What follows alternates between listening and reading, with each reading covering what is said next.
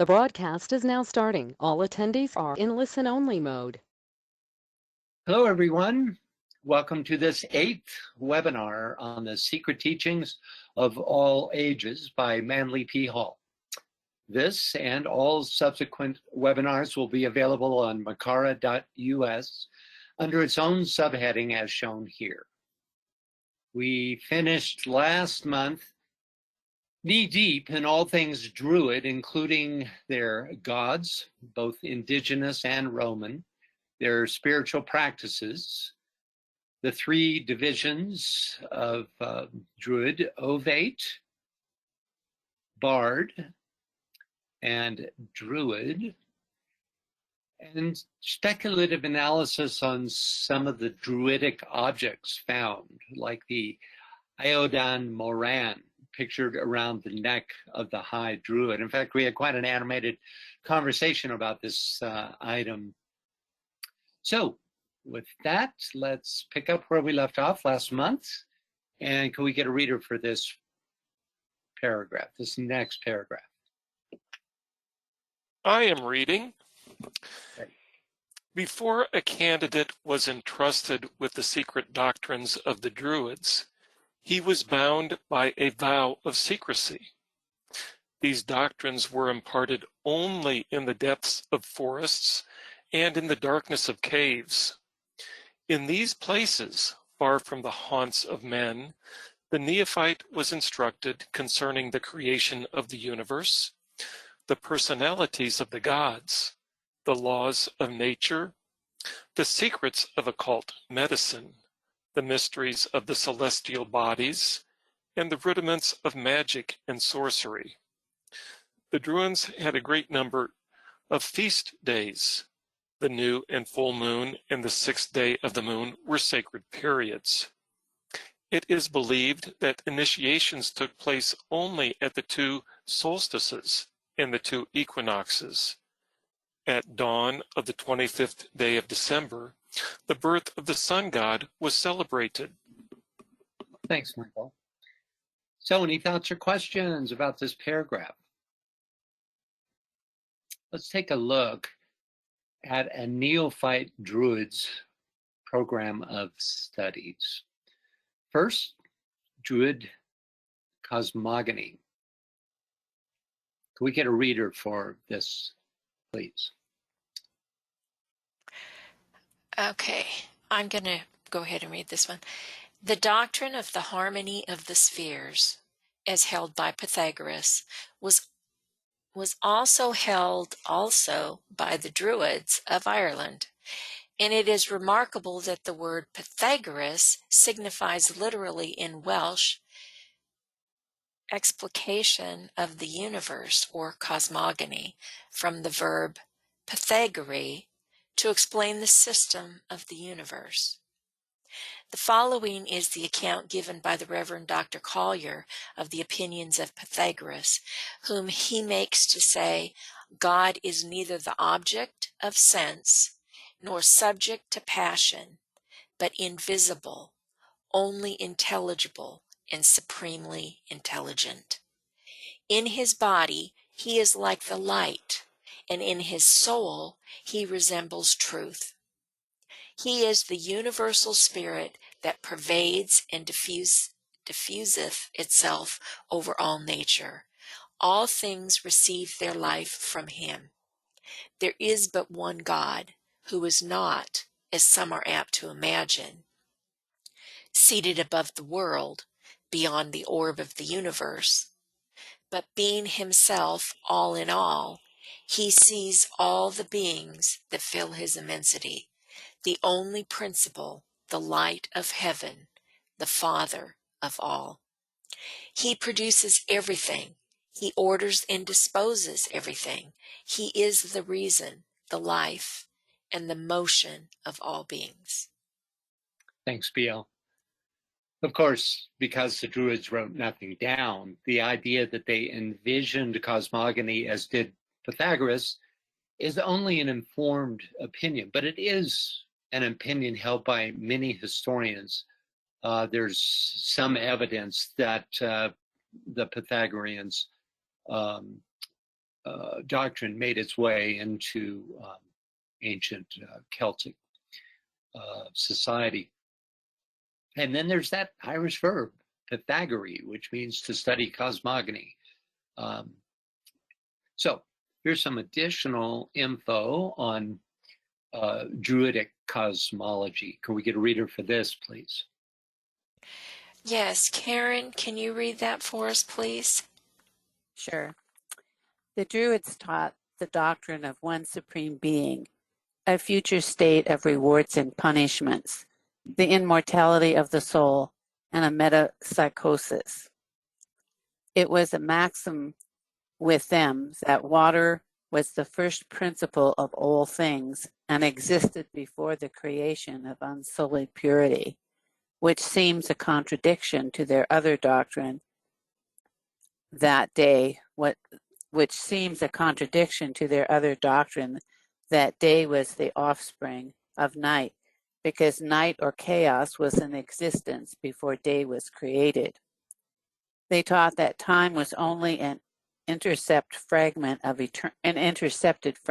eternity, and that there was an endless succession of worlds. In fact, their doctrines were chiefly those of Pythagoras. They had great veneration for the numbers 3, 7, 19, the Metonic cycle, and 147, produced by multiplying the square of 7 by 3. Thanks, Karen. So working from the bottom up, in the Metonic cycle, the phases of the moon happen on the same calendar day every 19 years, thus bringing together lunar and solar cycles. I don't see the contradiction that Heckathorn sees vis-a-vis water, night, and day. Mula Prakriti, the one homogeneous substance from which all existence is formed, is often referred to as the waters of space in HPB theosophy. In contradistinction to fire, the spirit aspect, this undifferentiated substance exists in the night of time, before the first differentiation, which is a cosmic solar god who ushers in the first day, quote unquote, a day born of night. So the Druids had it right. Maybe Heckathorn just didn't have the esoteric cosmology to understand. And I say the Druids had it right, but again, you know, this is conditional because there is evidence that Pythagorean doctrine made its way into the Celtic society, but not proof. Okay. The name of their solar deity, Belenus, has significant numerology, as do the names of other ancient solar deities. Could we get a reader for this short paragraph? And Veronica, can you read that for us? You're self-muted.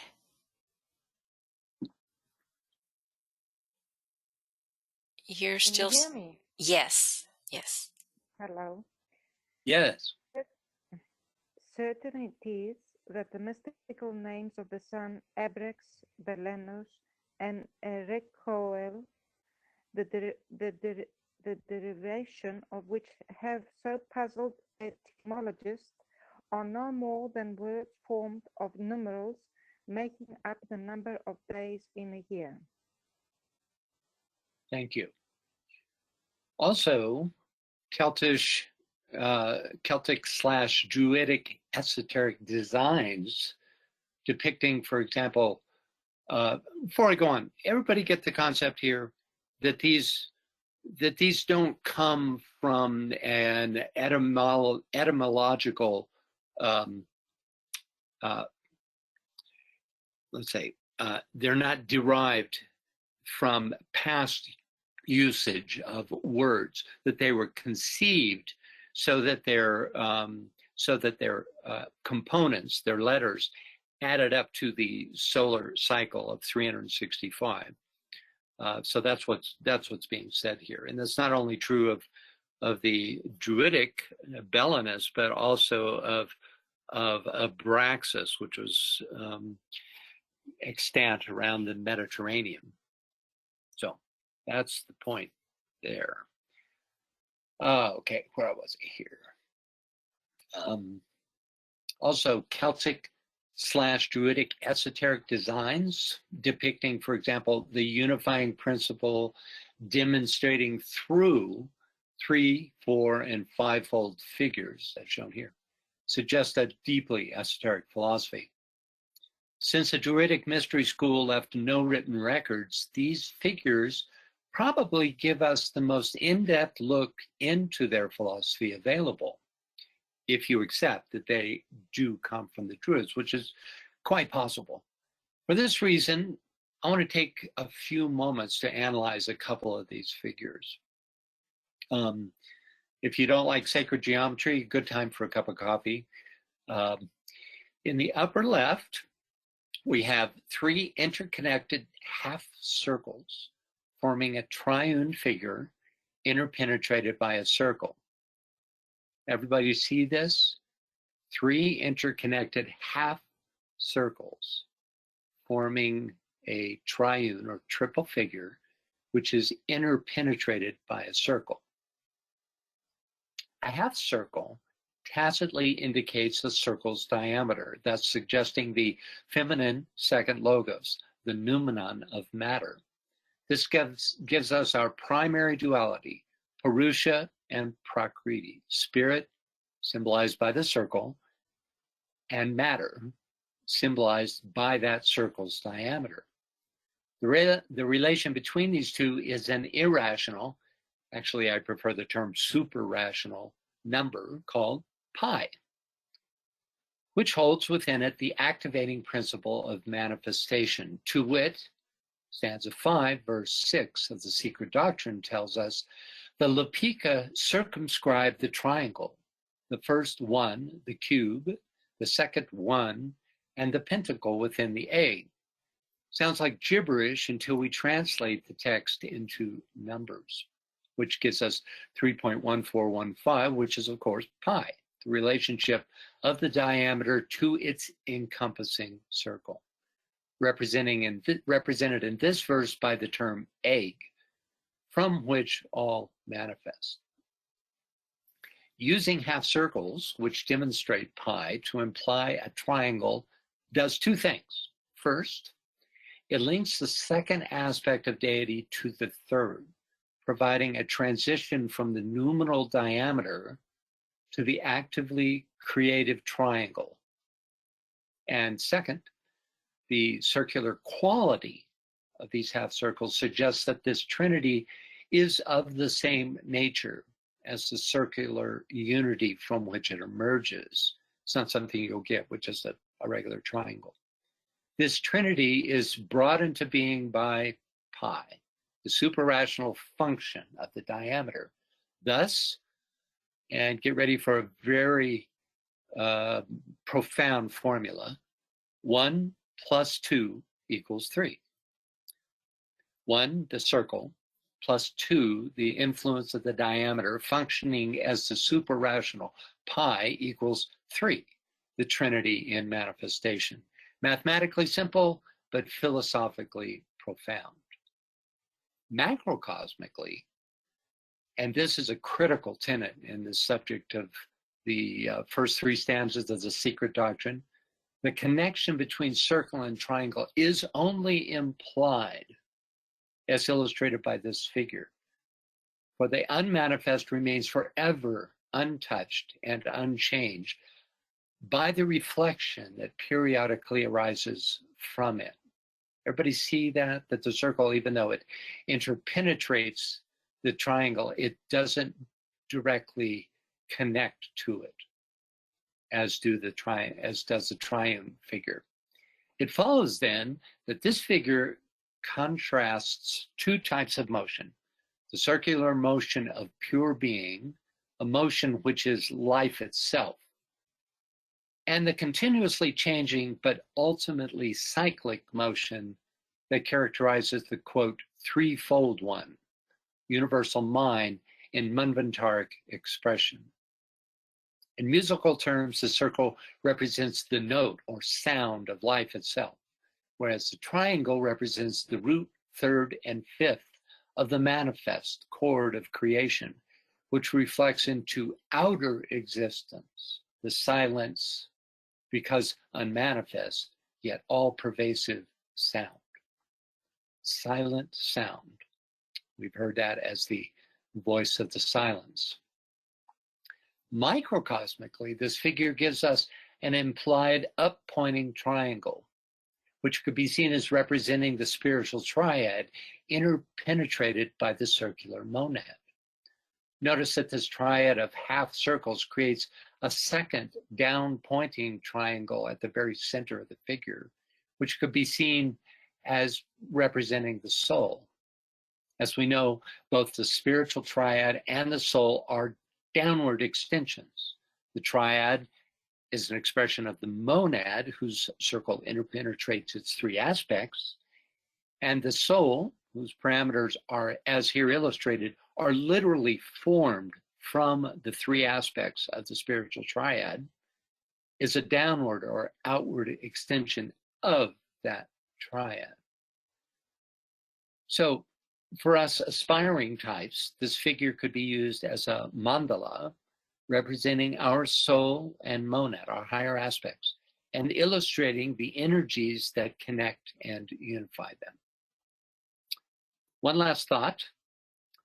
This figure could also be seen as representing a kind of outward to inward instead of top to bottom tetractys, as well as the tree of life.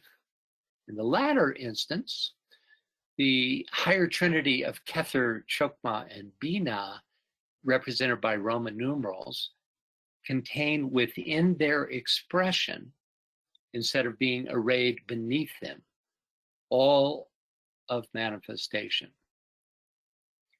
So on the right, the typical tree of life is a top to bottom system, right, where manifestation is seen as a downward pointing quality, whereas the figure on the left, this triune figure, has the quality of manifestation, the 1 through 7, within the circle of its influence. It's a very different quality. It's like being embraced by svabhava or spirit matter, instead of having it distanced and put beneath, right? Let's see. Francis? So, yeah. Oh, sorry. I just wanted to say, Anne Veronica says that in Greek, each word can be associated with a number. She says she doesn't know much about it, but that words that have the same number are connected between them. Oh, yes, energetically. Yeah, you have a real key there. And, you know, this, I think, is also true in Hebrew, that there's, in fact, I know it is, Paul Foster Case in his book, The Tarot, suggests that the numerical value of the Hebrew letters is very significant, and it's definitely connected to the higher arcana, or the upper arcana. And I'm sure the same is true with Greek. So yeah, thanks for that.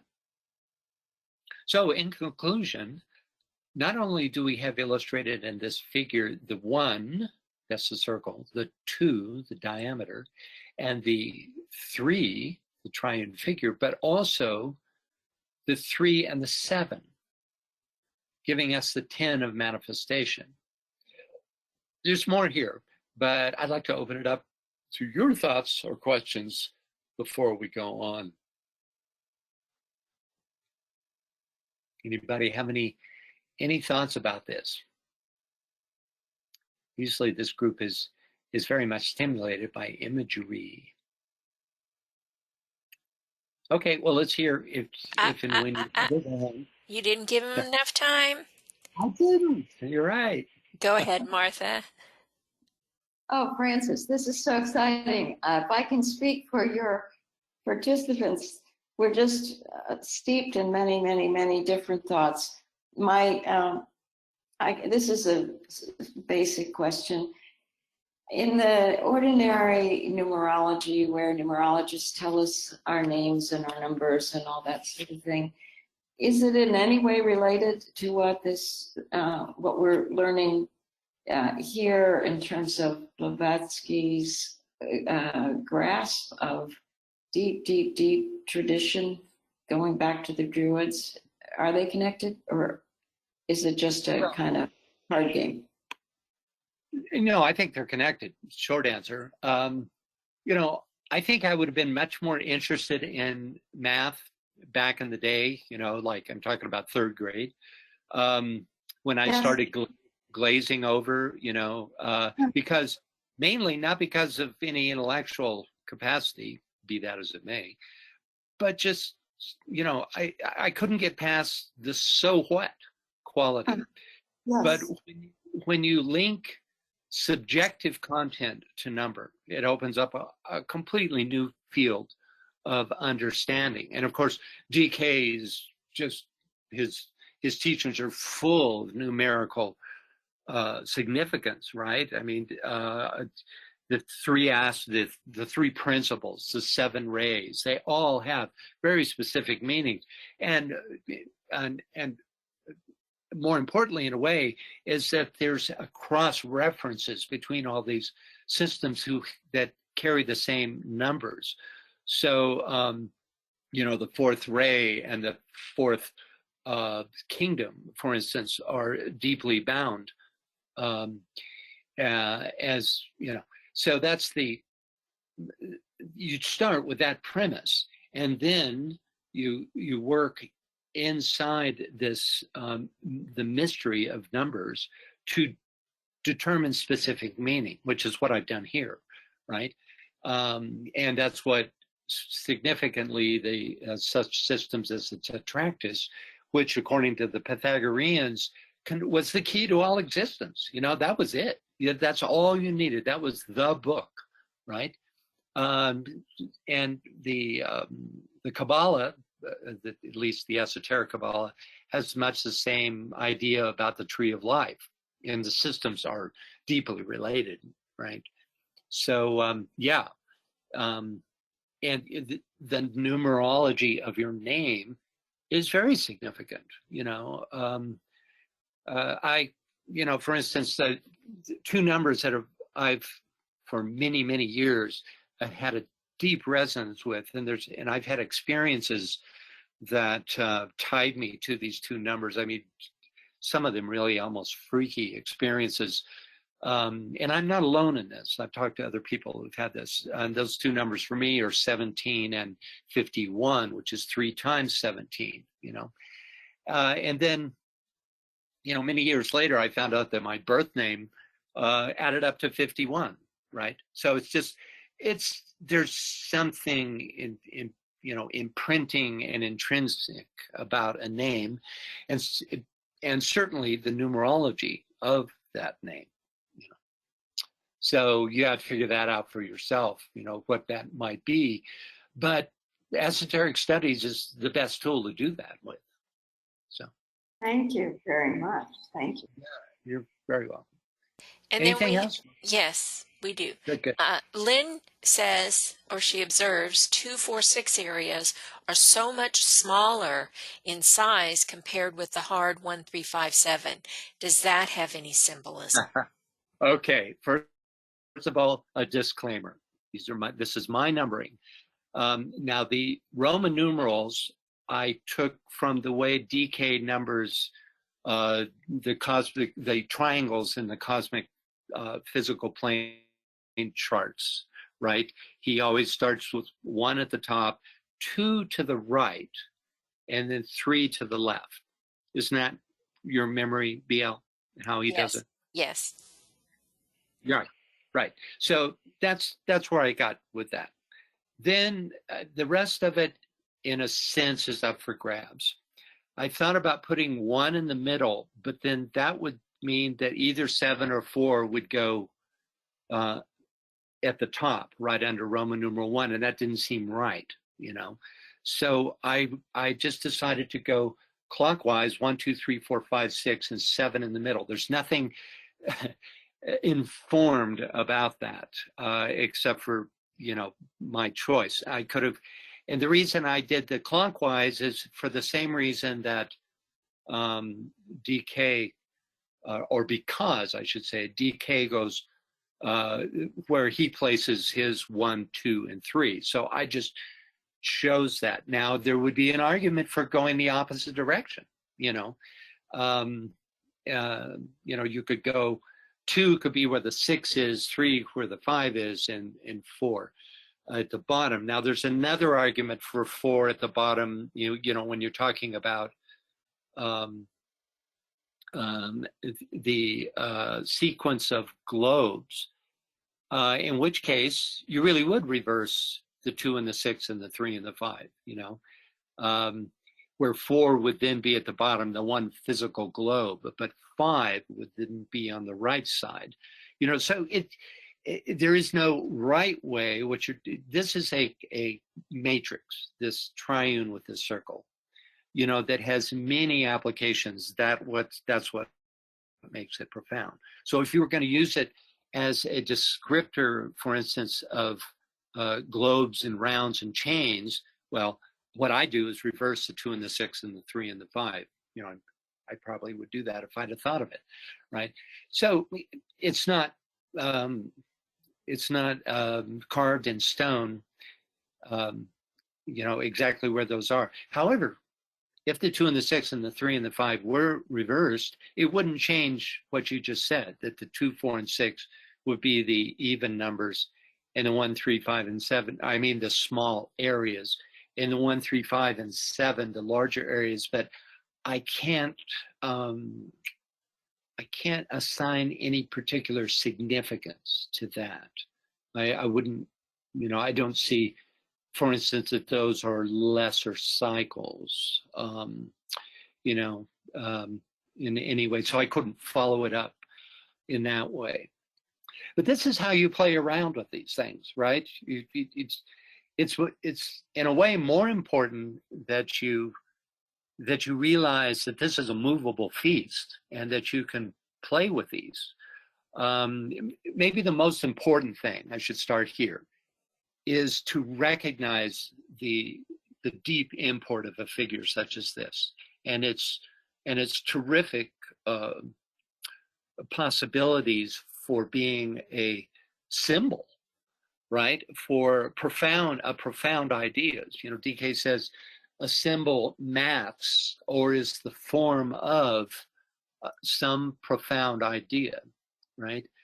And then whatever you say about this symbol, however you interpret it, is going to be, you know, it's almost like idea, idol, and I mean idea, ideal, and idol, right? It's 3 aspects of the descent of the idea.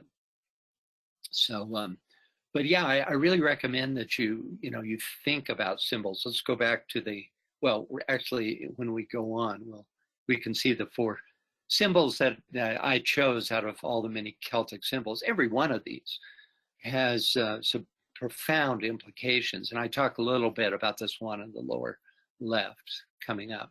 So anything else? Anybody have any ideas? Yes. Anne Veronica says the number pi, 3.1415, in Greek words, each word representing one number, we say infinity, that God geometrizes. Yeah, indeed. Yes. Now, where did the infinity come in there? Are you saying that the word derived from 3.1415 Let me let her. Okay. Maybe it was infinitely. Maybe it was infinitely. Go ahead. You're self-muted, Anne Veronica. Can you respond to Francis's question?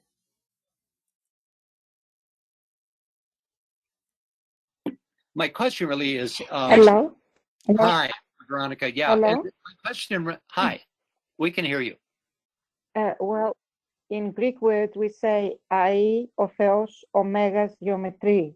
Ai means eternally, forever, eternity. Okay. And it's 3 words. It's the number 3. O is one word. It's only one letter. Theos means God. It's 4 letters. Geometry, geometrizes, means that he geometrizes. And each word has 3, 1, 4, 1, 5 letters. Oh, wow. Okay, that's so you literally could, though not directly, but you could translate pi into God geometrizes. Is that Forever. what you're saying? Forever. Okay. Or continuously. Yes, in eternity. Or at least Yes. entire. Yeah. Yes. Oh, that's fascinating. I didn't Yes. know that. Thank you for that, Veronica. That's very interesting. Yeah. Go on, please, Anne Veronica, and add what you also typed in below that about the circle. I was looking at this symbol. What's its name? Because my internet fell and I lost something. What's this name of the symbol we're seeing here? Well, it doesn't. It's just a triune figure. It doesn't have a particular name that I know of. It may. As I think it has a name. I'm not sure about. I can't remember it.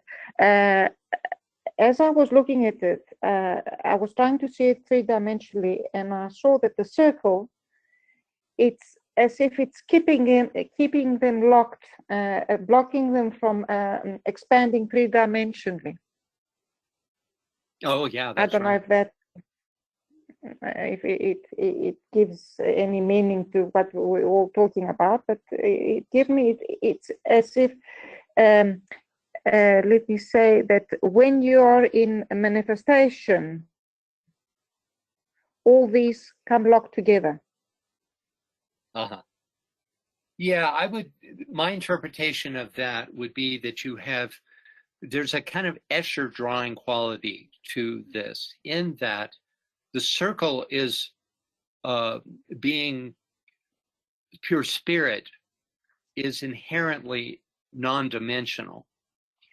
And the triune figure, the 3 half circles that form the triune figure, are all about dimensionality. You know, they express dimensionality. You could easily imagine them, you know, for instance, if you twisted them, that they could easily express a 3-dimensional. I mean, you can just see it. And as you say, the circle inhibits that. But I think instead of it seeing it as an inhibiting quality, you see the two overlaid in the same reality. You know, that you have spirit and form always. You know, the first and the third aspect.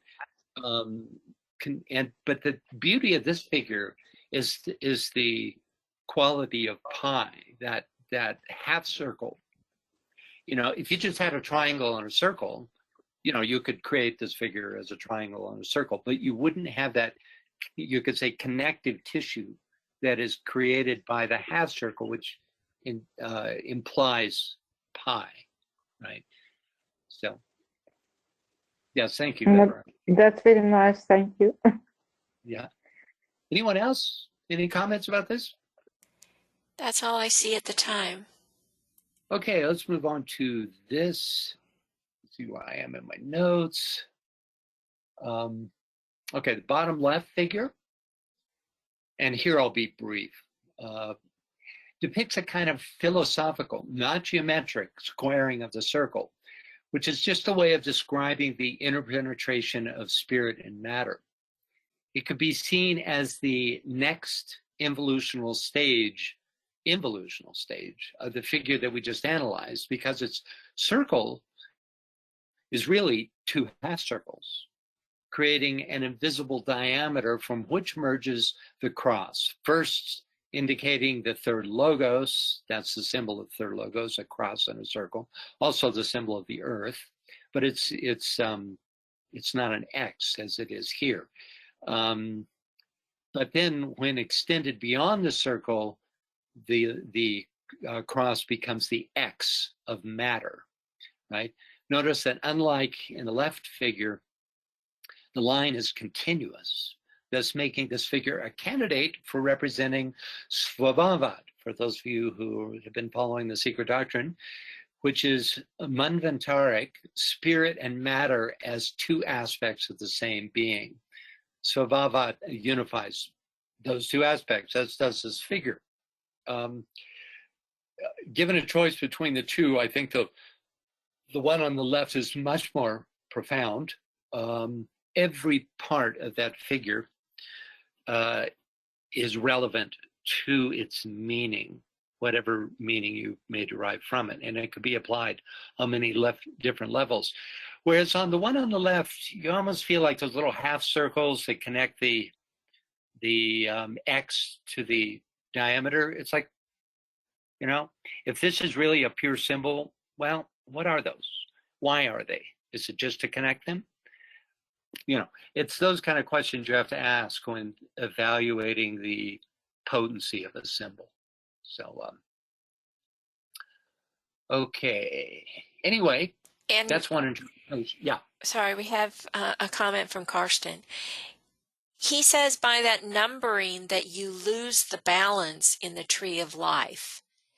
3 feminine, negative column 2, masculine, positive if you took 1, 3, 6, 7 in the center column. You know, I think you're onto something there. You know, you could certainly. I'm almost tempted to come out of full screen mode and just change it, because I think that is a strong enough argument that you could put 3, 6, and 7. Yeah, I like that. I'm going to do something I've never done, guys. Yeah, I really do like that. See, I'm not stuck in my ways here. So that would mean, wait a minute though, guys. The tree of life numbering is not the real numbering. The real numbering, it starts at the top, 1, 2, and 3, and then continues.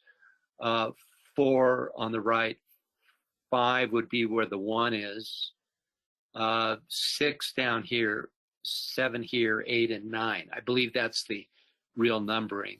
And what I did here was just keep the odd numbers on the left, because I think, in fact, see, 4, 5, yes, 6 is in the middle on the real tree of life. And you see that in, for instance, all the 6 cards of the, here, I'm going to go back into full play mode here.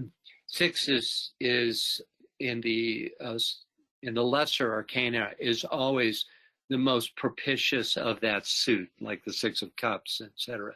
You know, it's a place of soul. So that's where the 3 is. The 3 would be where the Roman numeral 3 is. But I just was trying to illustrate a connection between the two.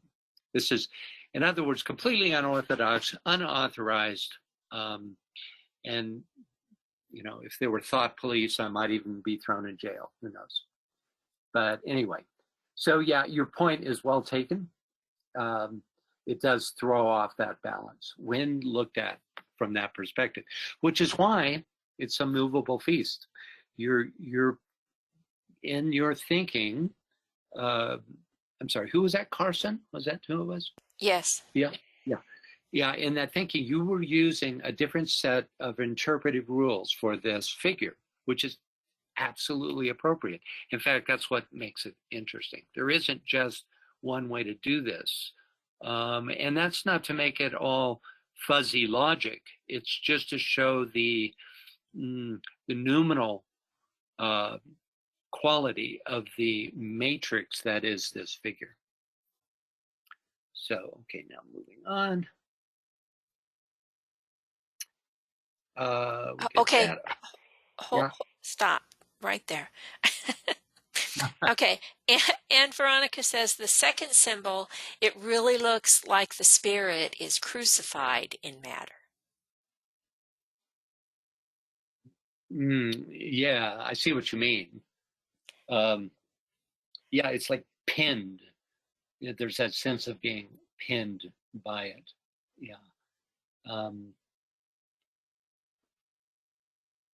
Actually, the more I look at this figure, the less I like it as a pure figure. Going back up to these, how far do I have to go? The other two, I think, have a pure connotation. For instance, the bottom right can be seen as a form of the foreness that takes us into the to the manifest world, creates a kind of swastika, which you can see there at the center. If you were to, but this, interestingly, you have both swastikas, you know, inherent in that, in the center there. One moving energy in one direction and one moving it in another, right? But there's no, let's see, unlike on the figure on the lower left, there's nothing superfluous. And the upper right figure is a beautiful description to me of 3 in 1, you know, seemingly the seeming threeness, absolutely universally connected with the unity, except for that you have, like you do in a triangle, 3 endpoints, right? You know, where those points terminate at the center of the spiral, right?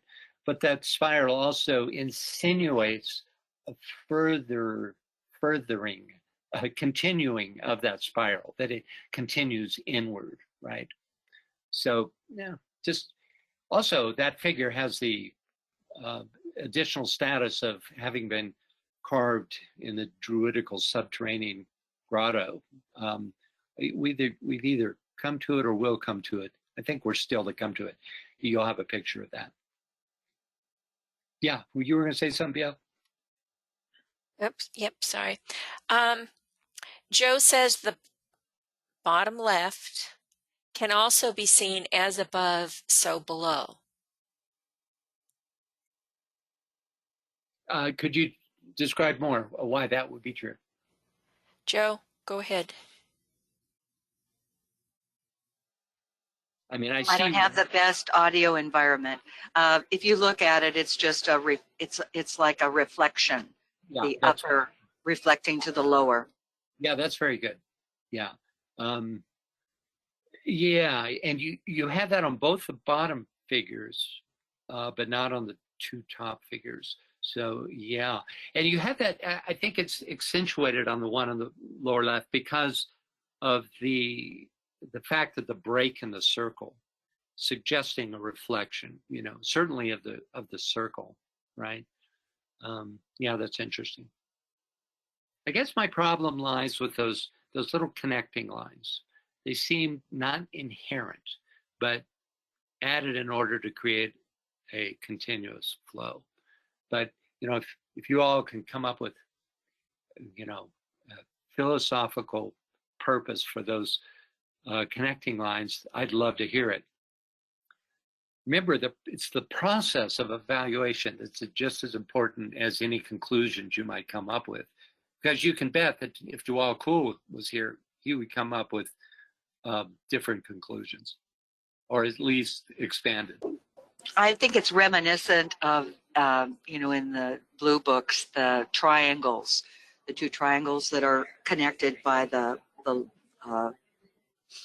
horizontal bar, and how the arrows flow through that. It's the same feel I get with this figure, with those interconnecting lines. Yeah, I like that. I like that, Joe, because in other words, they're dotted lines. They're saying exactly. Yeah, rather than being primarily part of the figure, they're that which energetically connects the 2. You know, of course, you know, they've made a real point of having the 2 on the right go under the X, and the 2, you know, the under over is reversed from left to right, is what I'm trying to say, you know.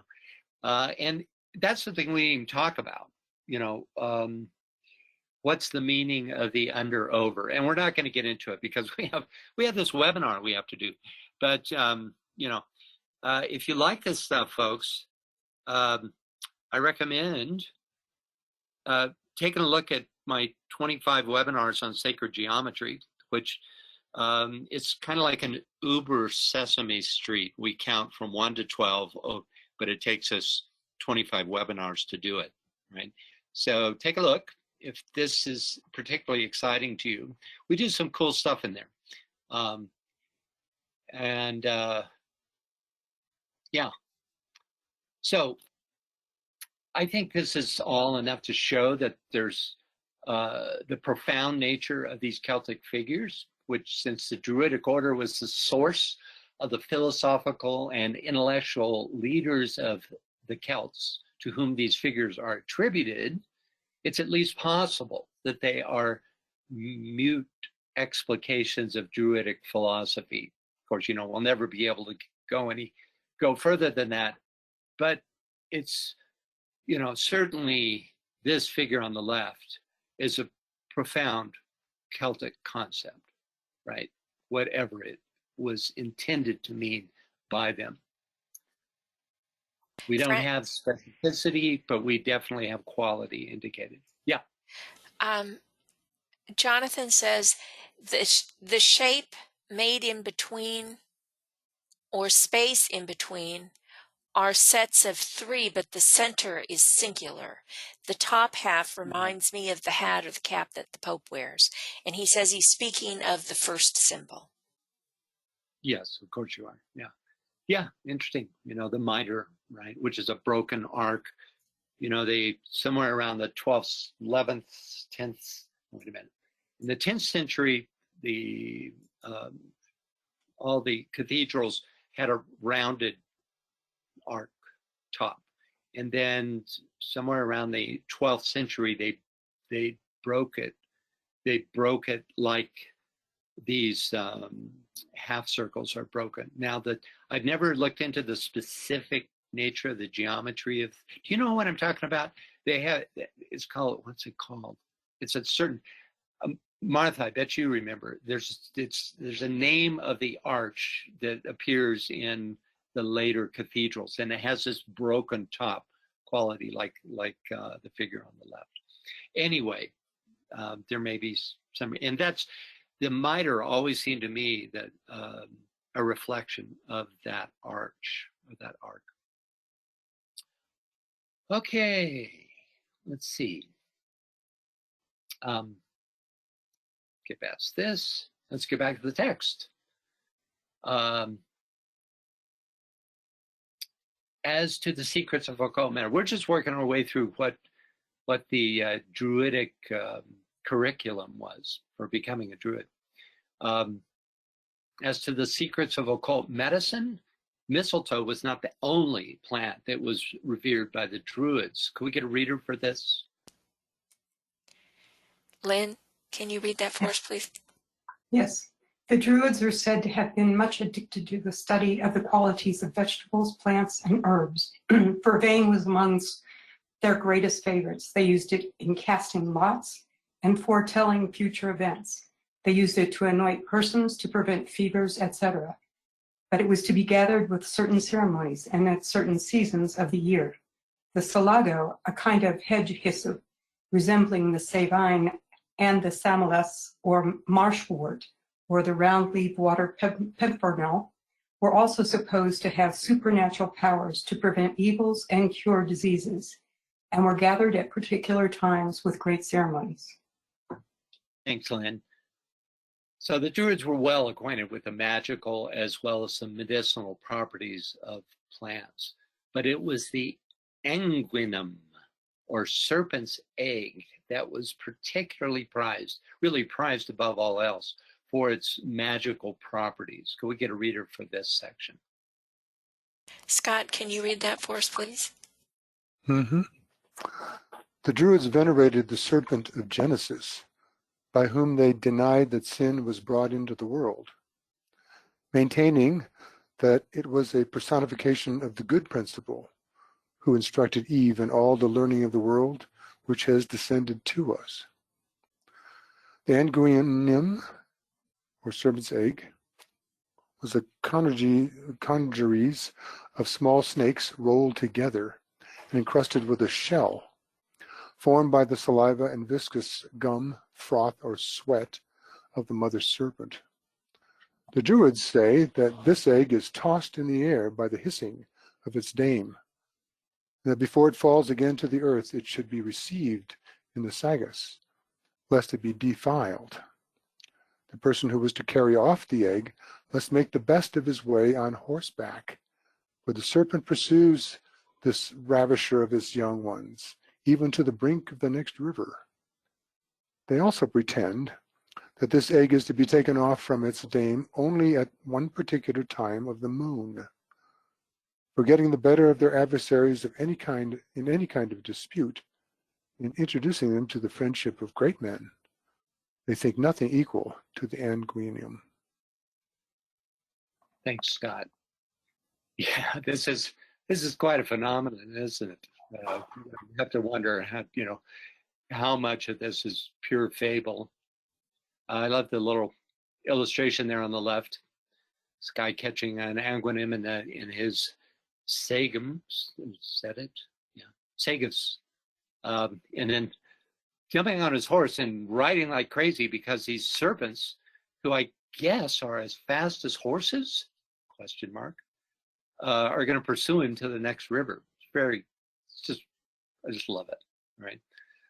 But there is historical evidence that there was a Roman who appeared in court, in the court of Caesar in Britain, with an anguinem, and he was immediately condemned to death for possession of this anguinem. So I don't know what that shows, except for that there was just tremendous enmity between the Druids and their conquerors. Okay, any questions about this? Fascinating little tidbit. Druidic magic has been immortalized by the Druid-like Merlin from the Once and Future King.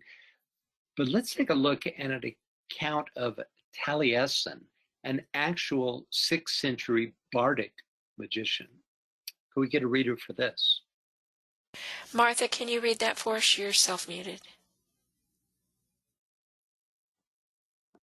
On arriving at the court of Merlin, Taliesin cast a spell upon the bards, so that on appearing before the king, instead of reciting verses in his praise, they could only pout out their lips, make mouths at him, and play blurm, blurm on their lips with their fingers. Merlin, imagining them to be drunk with many liquors, ordered one of his squires to give a blow to the chief of them named Heinenvard. And the squire took a broom and struck him on the head so that he fell back in his seat. This seems to have broken the spell, for the chief bard thereupon explains to Merlin that they were affected not by strong drink, but by the influence of a spirit sitting in the corner of the hall in the form of a child. Forthwith, the king commanded the squire to fetch him, and he went to the nook where Taliesin sat and brought him before the king, who asked him what he was and whence he came, and he answered the king in verse. From Taliesin are the bards and druids of Britain. Thanks, Martha. So, okay, we'll move on. This is all a lot of fun and shows how many stories came up around the Druid culture, right? Taliesin always asserted that he was taught in the Druid school, even though he was a 6th century bard. Okay. The single greatest surviving product from the silversmith's hammer emerging from Druidic times in Northern Europe is the Gundestrup cauldron.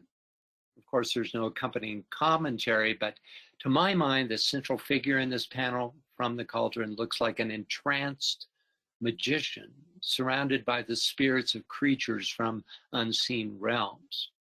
This is very shamanic rendering. The shaman's grip on and the proximity of the serpent to the shaman's ear suggests to me that he is receiving instruction, right? And we all know the wisdom of serpents, right? While his open mouth suggests the intoning of a magical chant that has drawn forth the spirits of the creatures surrounding him. In short, he is an intermediary or conduit between the serpent wisdom and his tribe. Could we get a reader for this? This quote is not directly related to the cauldron, but it's about magic. Hi, Yvonne. Can you read that for us, please? Okay. The whole system is called Samhain Draoic. That is to say, the magic of Samhain. Draoic signifies magic. Draoith, a magician. In the Irish glossaries, Sinor, which signifies an old magician, a sage, is always applied to the Druids. In the Gaelic translation of the Bible, the three magi who came to the birth of Christ are called Draoith. Pliny said, Britain at this day celebrates the magic rites with so many similar ceremonies that you might suppose them to have been given to them by the Persians. Thank you. You're welcome. So here are two more panels from the cauldron. You know, the very fact that these panels are from a cauldron suggests that it was likely used for magical purposes. I mean, you're not going to cook your soup in a cauldron that's, you know, it looks like this. Here, the upper panel probably depicts the slaying of the white bull. Remember that? It's the culminating sacrifice that follows the annual ritual gathering of the mistletoe. That was the frontispiece for this webinar. In the march to battle of the lower panel, the dividing line between the upper and lower sections is a horizontal depiction of the tree of life. According to the Roman consul Cicero, the only Druid ever known by name was a magician, as well as a, quote, master of the wisdom of nature. Could we get a reader for this? Catherine, can you read that for us, please? Sure. Okay. Caesar wasn't the only Roman leader to have firsthand experience with Druids in the decades after Posidonius. In a dialogue with his brother Quintus, the orator and consul Cicero speaks of a meeting he held with an important Druid. I know there are Druids in Gaul because I met one myself, Davidicus of the Aedui tribe, who spoke well of you. He professed to be master of the wisdom of nature, which the Greeks call physiologia, the search for causes and phenomena, and partly by auguries and partly by conjectures predicted the future. Thank you. Provocative, isn't it? Of course, the etching is just an artist's fancy from, you know, much, much later. But Davidiacus really existed. Initiations took place on solstices and equinoxes, we're told. Could we get a reader for this quote from Albert Pike? Antoinette, can you read that for us, please? Yes. The grand periods for initiation into the Druidal mysteries were quarterly, at the equinoxes and solstices. In the remote times when they originated, these were the times corresponding with the 13th of February, 1st of May, 19th of August, and 1st of November. The time of annual celebration was May Eve, and the ceremonial preparations commenced at midnight on the 29th of April. When the initiations were over on May Eve, fires were kindled, and all the churns and the cromlechs in the island, which burned all night to introduce the sports of the May Day, The festival was in honor of the sun. The initiations were performed at midnight, and there were 3 degrees. Taliesin, describing his initiation, says, "The secrets were imparted to me by the old giantess, Ceridwen. Thank you, Ceridwen, or Isis, without the use of audible language." And again he says, "I am a silent proficient." Yeah, I love this quote. And for the first time, I'm noticing here that the secrets were imparted to Taliesin by the old giantess. And of course, Theosophy holds that it was a race of giants that built the great stone temples like Stonehenge and many others, Avaberry, etc. So there's a reference going all the way back to the 6th century. And then this idea that Ceridwen is Isis, it just shows the tremendous influence that the Mediterranean spiritual disciplines had on the Druids. But I love this, "I am a silent proficient," that the old giantess imparted the secrets without the use of audible language, like a direct transmission, right? And thus Taliesin became a silent proficient. It's quite provocative. Okay, finally, let's see. Yeah, the yearly ritual solstice feast held on December 25th originally was the birth of the sun god, which predates Jesus. Can we get a reader for this, please? Diana, can you please read that for us? Yes, but I can see the slide. Oh, okay. I don't know what to say. All right, well then we'll get another reader. Okay, thank you. Francis, can you read that for us, please?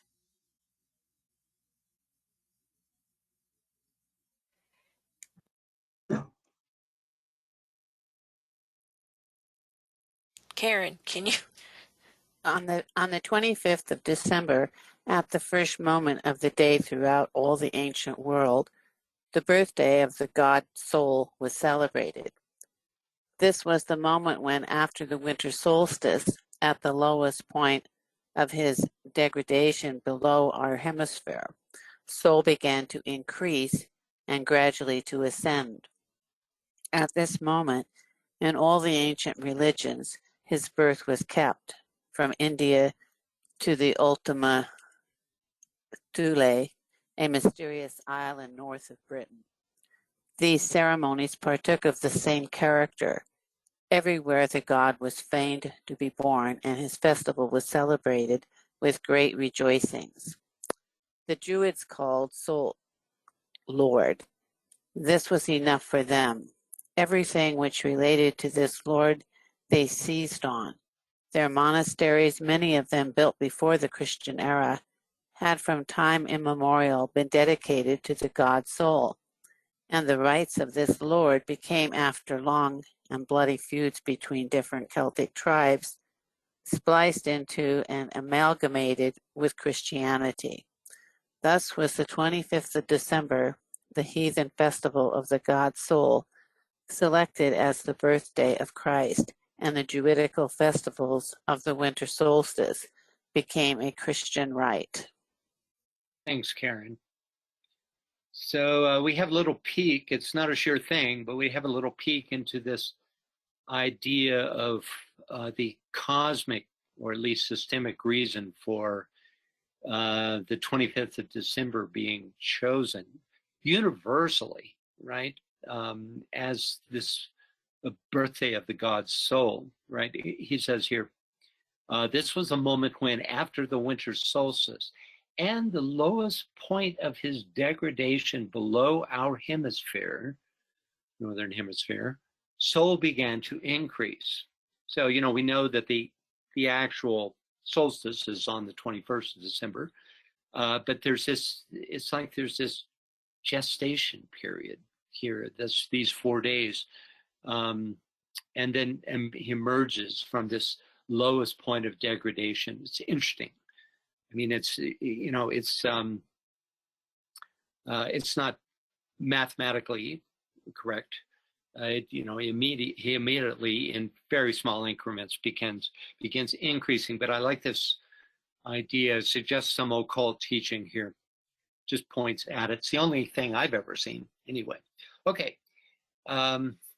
Any thoughts about this before we go on? Okay, back to the text. Next up, can we get a reader? Yes. Lorraine, can you read that for us, please? Yes. The secret teachings of the Druids are said by some to be tinctured with Pythagorean philosophy. The Druids had a Madonna, or Virgin Mother, with a child in her arms, who was sacred to their mysteries, and their sun god was resurrected at the time of the year corresponding to that at which modern Christians celebrate Easter. Both the cross and the serpent were sacred to the Druids, who made the former by cutting off all the branches of an oak tree and fastening one of them to the main trunk in the form of the letter T. This oaken cross became symbolic of their superior deity. They also worshiped the sun, moon, and stars. The moon received their special veneration. Caesar stated that Mercury was one of the chief deities of the Gauls. The Druids are believed to have worshipped Mercury under the similitude of a stone cube. They also had great veneration for the nature spirits, fairies, gnomes, and undines, little creatures of the forests and rivers to whom many offerings were made. Thank you. So, referencing Pythagoras, Albert Pike tells us the secret Pythagorean doctrines of numbers were preserved by the monks of Tibet, by the Hierophants of Egypt and Eleusis, at Jerusalem, and in the circular chapters of the Druids. Interesting comment. As to the Druidic Madonna, there was celebrated centuries before the Christian era in the district of Chartres, and very possibly on the very site of the great Cathedral of Chartres, a festival in honor of the Druid Virgin, Virginie Pariture, depicted here on the left. An echo of this Druidic Virgin can still be visited in the crypt beneath Chartres, where sits Our Lady from Under the Earth. Also, according to Godfrey Higgins, in the year 1747, a Mithraic monument was found at Oxford. I searched, I could not find it, on which was exhibited a female nursing an infant, the goddess of the year, nursing the god Day. Could we get a reader for this quote from Morals and Dogma?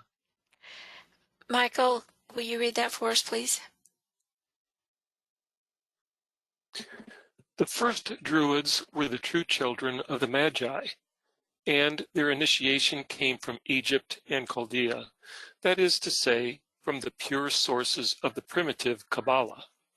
They adored the Trinity under the names of Isis, or Jesus, the supreme harmony, of Belen, or Bel, which in Assyrian means Lord, a name corresponding to that of Adonai, and of Kamul, or Kamael, a name that in the Kabbalah personifies the divine justice. Below this triangle of light, they supposed a divine reflection, also composed of three personified rays. First, Tutates, or tooth, the same as the Thoth of the Egyptians, the word, or the intelligence formulated. Then force and beauty, whose names varied like their emblems. Finally, they completed the sacred septenary by a mysterious image that represented the progress of the dogma and its future realizations. This was a young girl veiled, holding a child in her arms, and they dedicated this image to the Virgin who will become a mother, Virginie Pariture. So Virginie Parture's symbolic art at its best.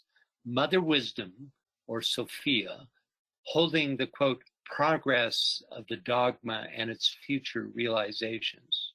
The year, giving birth to the day, the greater cycle to the lesser, the latter always a symbol of manifestation.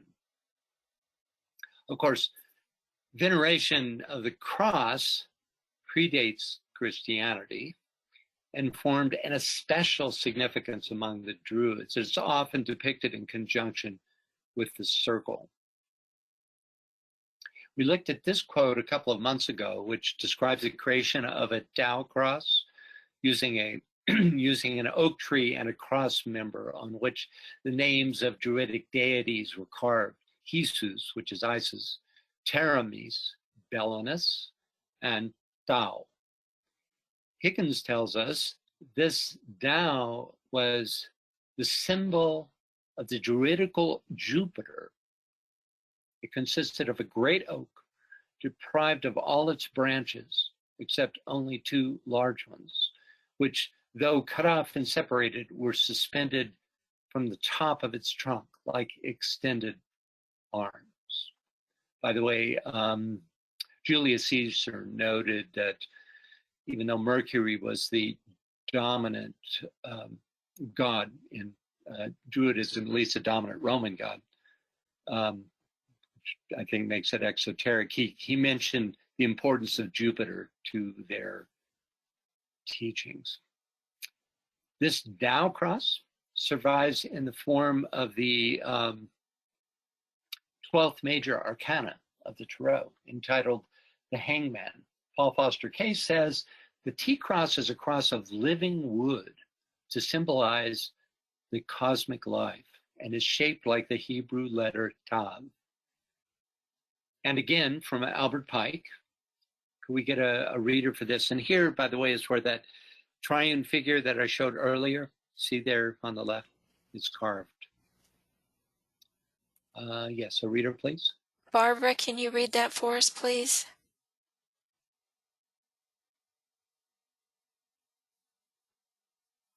Okay, let's try.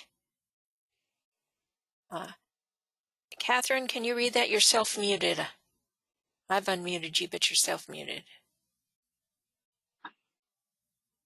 Nope, that's not working either. Okay, let me just read it. It is certain that the Indians, Egyptians, and Arabians paid veneration to the sign of the cross thousands of years before the coming of Christ. Everywhere it was a sacred symbol. The Hindus and the Celtic Druids built many of their temples in the form of a cross, as the ruins still remaining clearly show, and particularly the ancient Druidical temple at Classerness on the island of Lewis in Scotland. The circle is of 12 stones. On each of the sides, east, west, south, are 3. In the center was the image of the deity, and on the north, an avenue of the twice 19 stones, and one at the entrance. The supernal pagoda at Benares is in the form of a cross, and the Druidical subterranean grotto at Newgrange in Ireland. That's what's depicted here. So I'm seeing that twice 19 stones, suggesting an awareness of this cycle of where the solar and lunar cycles come together. You know, in other words, where the phases of the moon land on the same days of the year. Of course, it's never a sure thing. It's just the fact of 19 doesn't make that so. But since we have other evidence that there was veneration for the number 19, it suggests that. Any thoughts about this? Be a great place to visit, wouldn't it? We should do an attendee outing. We could all meet here. Okay, serpents were associated with magical power. We know this.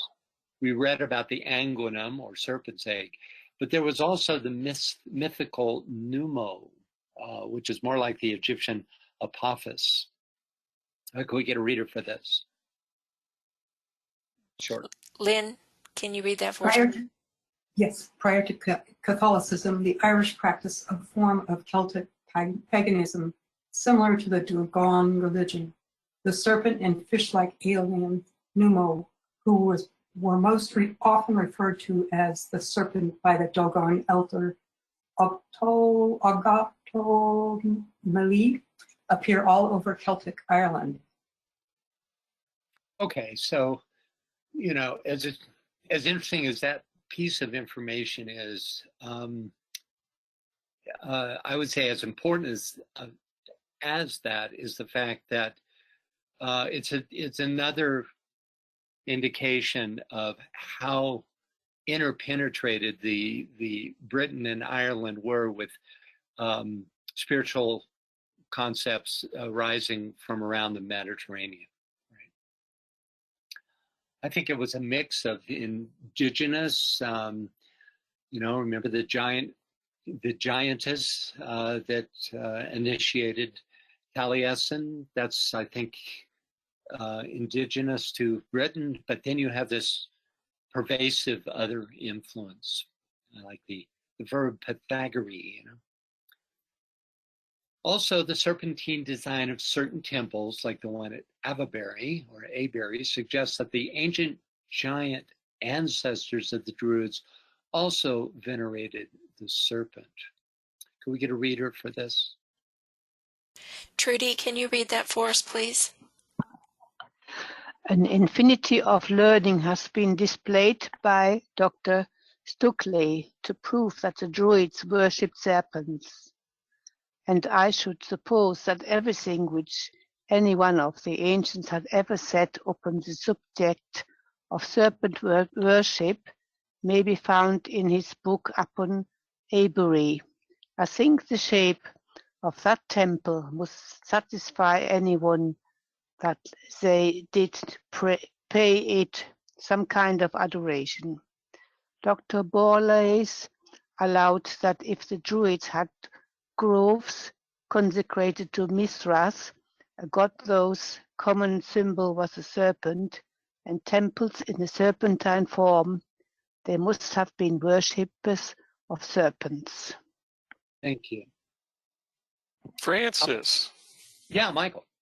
There's all this talk about serpents, and it just seems to me that serpent is a symbol of wisdom.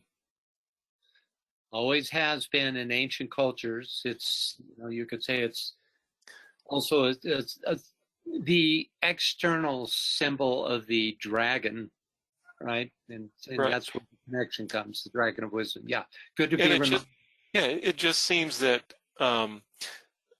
there's so much lost when people forget the symbolism and look at the symbol as what is meant. Exactly. That they're worshiping snakes and not wisdom. Yeah, exactly. Yeah. Yeah. When you have, you know, exoteric archaeologists, you get a lot of that kind of conclusions that are just, you know, make you roll your eyes if you have any philosophical training at all. You know, as Joe Campbell famously said, when asked what was wrong with society today, he said, they've lost the metaphor. And there it is. Thanks, Michael. So, Francis. Albert Pike. Yeah, go ahead. And Veronica says Isis is one of the names of the sign Virgo in the zodiac. Yeah. Master DK says that Virgo is the most ancient sign. It comes to us through Eve, Isis, and Virgin Mary, each one a symbol of the mental, astral, and physical plane. She says BL can say it better than me. But she said it very well there. That is what DK tells us about it in Virgo. And she says, of Mercury today, I was listening to Michael Robbins on a webinar on esoteric astrology, and he said that the rod of Mercury is an 8. and that's the way the Kundalini rises. Usually the 8 is an unbroken symbol that has no beginning or end. Now, as he talked, I had an image that 3 fires rise at the same time from the bottom up and then form the 8. The cross symbol we were talking before reminded me of this, the Kundalini rising. Yeah, the only comment I'd make about that is that the solar symbol at the top, you know, the snakes seem to end at the head at the top, but then they're unified by that arc of this solar symbol at the top. You know, so you could also draw it that way, you know, and it becomes an 8. And of course, 8, you know, is we know is a number of the Christ, and that Mercury as a messenger of the gods. I mean, the very symbol of 8 would be the symbol of as above, so below, and it also shows the energy circulating between the upper and lower circles, right? Which is, you know, one of the fundamental concepts of Mercury. So, yeah. Thank you for that. And then Yvonne has her hand up. Go ahead, Yvonne. Francis, I have a question on that last slide. Okay. This one? Okay, and this is going to sound dumb, but is that, you know, it reminds me of, and this is Celtic in Ireland, St. Patrick throwing the snakes out of Ireland. I mean, when I look at that, and that, you know, just doesn't make sense, because isn't he the one that's supposed to throw all the snakes out of Ireland? Why doesn't it make sense? Well, because that's not what we're saying. If he threw all the snakes out of Ireland, they're sacred. I don't know. Then everybody got really dumb when they threw them out, right? No, there's 2 kinds of serpents, and this is true, you know, through all the esoteric teachings. There is a lower dragon, or you could say the lower nexus, which you could call lower mind, really. That is like a serpent, and it represents the form aspect, and more particularly the draw or the allure of the form aspect. And in Egypt, this is Apophis. I wish I could just pull up the slide, because they have literally, you know, they show the Pharaoh very much like this. They show the Pharaoh with his crook, very much like this crook,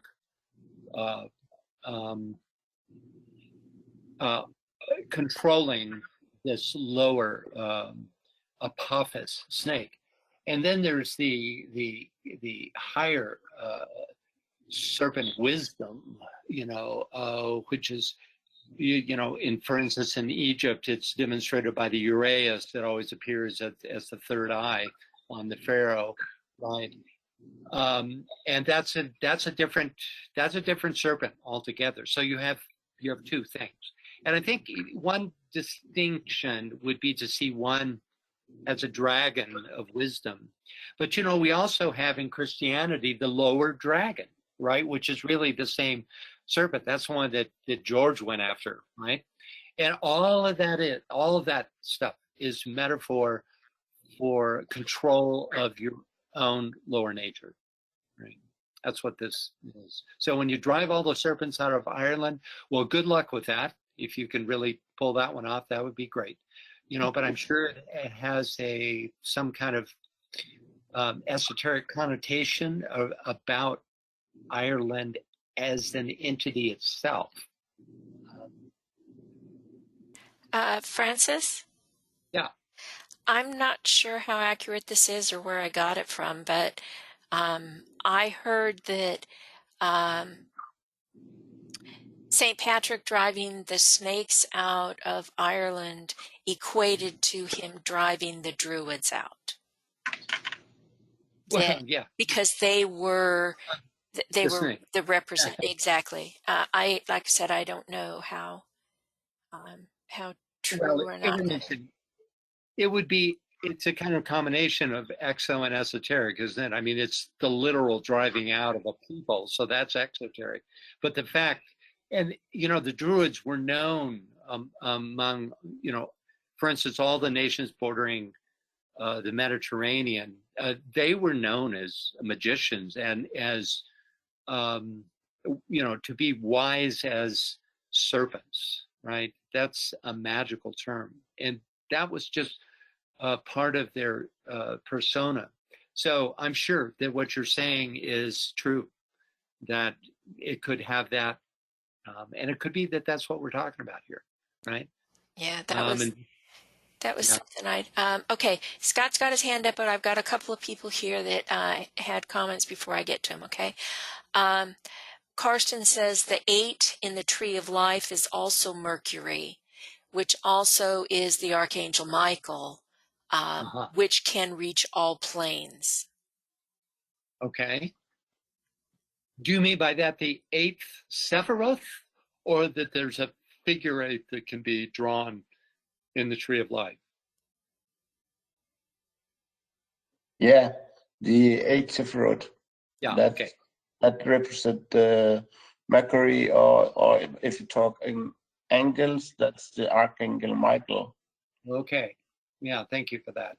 Yeah, so that would be, if you can visualize the tree of life, folks, that would be the bottom one on the right before the 2 that are in the center that go on down, 9th and 10th. I'm not going to pull up that slide. I'd have to go back too many, but yeah, thanks for that. There's another affirmation of Mercury being associated with 8. Anyone else? Yeah, a whole bunch. Jonathan says, can we relate September as serpent member? In other words, are they related, the serpents in September? I think sept is French for 7. Septenary, for instance, means sevenfold. So I think that's more the meaning, you know, which is a puzzler since it's the 9th month, right? But maybe at one time it wasn't. Maybe at one time it was the 7th. I know months were added later. There was 10 at one point. There was 10 signs at any rate. Okay, and then Carrie says the Dogon are a very advanced West African tribe, and the comparison with the Celts is really interesting.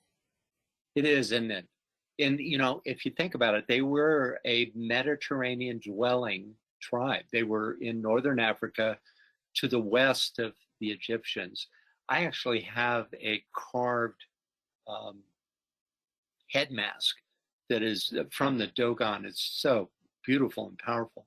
But a big part of their culture is, and this can be documented, that they recognize Sirius and Sirius B, right? It's a dual star. Way, way back, you know, way before there were telescopes. This was part of their culture. And so there was, you know, they had an informer, you know, there was some master who channeled that information to them. Also, there's a strong overlap between the esoteric Egyptian teachings and what you find translated in their own metaphorical language among the Dogons. So yes, thanks for that. It's quite true. Okay, one more, and then I'll get to you, Scott, okay? Anne Veronica says, I do not know if the ancients also lost their symbology, but there was an ancient temple in Greece where they were giving healing through the snakes. Yeah, I'm not surprised. You know, there are, to this day, in the among the indigenous tribes of the United States, snake dances. I talked to a young man, I think he was 18, who was being initiated into that. It was a Hopi tribe, that there was this cult of the snake dancers, and he was talking about that process. Much to my dismay, he had no business talking to me, but he was anyway. It's part of a of a much longer, somewhat chilling story that I can't get into now. But yeah, the snake awareness of snakes being a symbol for wisdom is, and I think that it's not just, well, let's make snakes wisdom. It's not like, well, why not cockroaches? No, let's make snakes.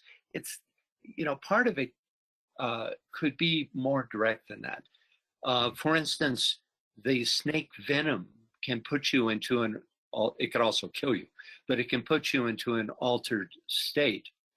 And I'm sure that that could have been part of it, though I think the true esoteric foundation for it has to do with the Makara and the constellation of Capricorn, where the Kumaras come, which are called dragons of wisdom. And I think that's going to be the higher source. Anyone else besides Scott? Yeah, Scott's up next, and then Trudy's got her hand up as well. Okay. Yeah, Scott. Yo, hello. Hi. You covered so much here, I don't even know where to start. Going back to the Dogon, I think of them as being contemporaneous with the really truly ancient Egyptians, or otherwise got their knowledge from the time when the Sahara was not a desert, and when the pyramids went right up against a forest that crossed North Africa. The connection with the Celts is really interesting. I've not seen that before, but why not? Yeah.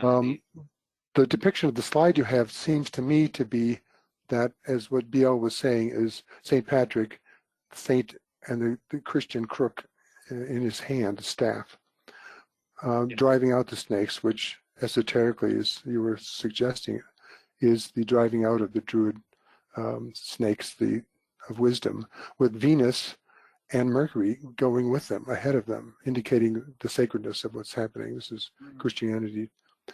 Because I've been told that there were never any snakes, real snakes, right. in Ireland. Duh. So we're not talking literal here, folks. Yeah, good point. Yeah, if you need an affirmation that this is, esoteric, there it is. There weren't any snakes to be driven out, right? It's also interesting that Mithras, which we'll be moving into next, though I can see that's not going to happen today, is a kind of combination of, well, let's put it this way, that Mithras in its, and there were inroads all the way up into Ireland, Britain, of the Mithraic religion, for lack of a better word, and that there was a lot of connection between the Celts and the Mithraic. They had a lot of the same beliefs. But anyway, that the feminine aspect of Mithras was Mitra, and that was Venus. And that the masculine aspect was, guess who?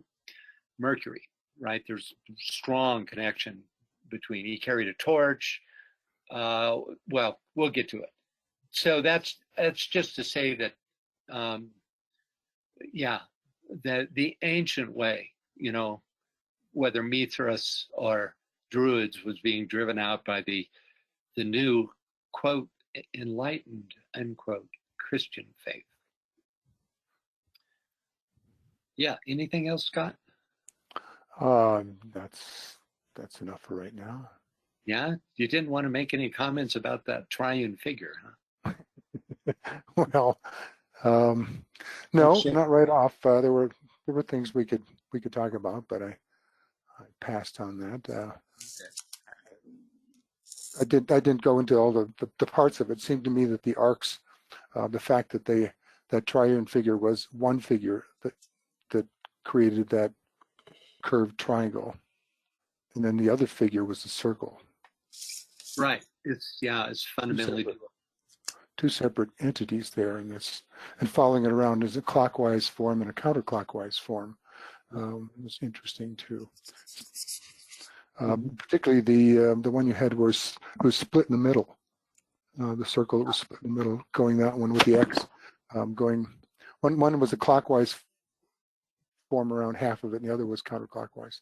But these things can be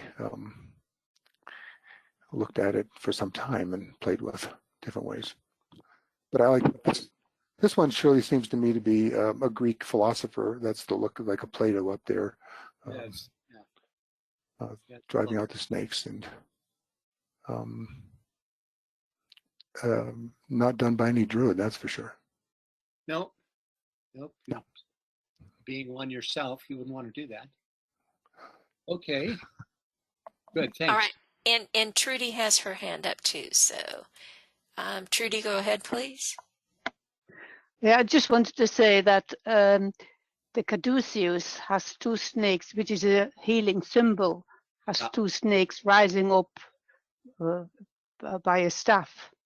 So it's not that the snakes are always seen as negative. No, not at all. No, certainly not. Yeah, you know, that's really interesting. We have a kind of embedded caduceus here, don't we? Because there are two snakes there, you know, and then he's holding that staff. And then you have Mercury on the right, you know, giving us context. Very interesting. Yeah, you know. Thanks for that. Yeah. Okay. Group work. Good. Okay. Anything else? That's it for right now. Did we read this? I can't remember. Can't remember which side of we were on. We did read it. Okay. Yes. Okay. So Albert Pike tells us that all temples, did I read this? No, I don't think I did. Okay. All temples were originally open at the top, having for roof the sky. 12 pillars described the belt of the zodiac. Whatever the number of the pillars, they were mystical everywhere. At Avebury, the Druidic temple reproduced all the cycles by its columns. Okay, the worship, we're making our way through this paragraph slowly. The worship of sun, moon, and stars from the heart of this form, the heart of this Druid prayer. Can we get a reader? Scott, can you read that for us, please? By the bright circle of the golden sun, by the bright courses of the errant moon, by the dread potency of every star in the mysterious zodiac's burning girth, by each and all of these supernal signs, do we adjure thee with this trusty blade to guard yon central oak, whose holy stem involves the spirit of high Tyrannus. This be thy charge. Thanks, Scott. I find this just, well, it's quite a beautiful poem. Survived quite a bit better than, you know, I am a druid, I am a scientist, I am a whatever. Yeah, this one really has the potency of poetry. Okay. So on to the next paragraph then. We get a reader for this. Okay, just 1 second. We have, Anne Veronica says, what could it mean that he keeps the staff and he expels the snakes? He keeps the staff? Yeah, in that picture, right. He had the staff and was using it to expel the snakes, was the implication. So, well, this, you know, this crooked staff has always been a symbol for leadership, or, you know, because it's a shepherd's staff, right? So, for instance, the pharaohs are shown with a staff or crook and a flail crossing, you know, which on at least exoteric levels. It's a kind of a combination of first and second ray is the way I've always seen it. You know, the flail is the discipline, the driving forth, you could say, and the crook is what a shepherd uses to keep his sheep in, you know, in line, in pasture. So in this case, it's his signature of his own power. And you could say that if he didn't keep that staff, he wouldn't be able, the snakes wouldn't go anywhere. It's only by the, you know, have you ever heard by hook or crook, right? So in this case, it's by crook. That is, it represents his potency. I got the sense that you were talking specifically about the caduceus. You know, why would he keep the caduceus and drive the snakes out? But I don't think the symbolism of the caduceus is the entire meaning of this frieze. You know, I think, who was it that first said that, you know, the idea that they were driving the druids out is probably the more significant interpretation of this frieze. Okay. Scott, did you have a comment? I was just going to say, I think of that crook as being a Christian symbol. It applied here. It's Christian. It's what the Pope carries. He's the shepherd of the people. I think it's the new religion. Yeah, it is. Interestingly, you know, Mithras also had a crook. Or that is to say, the metaphor of the sheep was also very much with Mithras, who, of course, predated the Christ. So there's a little borrowing going on. Or, and I much prefer this interpretation, there was a synchronicity of time and energy between those two forms, right? In other words, it was appropriate to both spiritual disciplines that the idea of the crook and the sheep was, you know, a metaphoric reality. And do we know when this particular relief was carved? Do we know how old it is? I don't. I'm sorry. Yeah, that might help too. Tell us. It would tell us a lot. Yeah, I think it's late. I don't get a sense here of I'm getting a sense of it being later. Something about, especially about the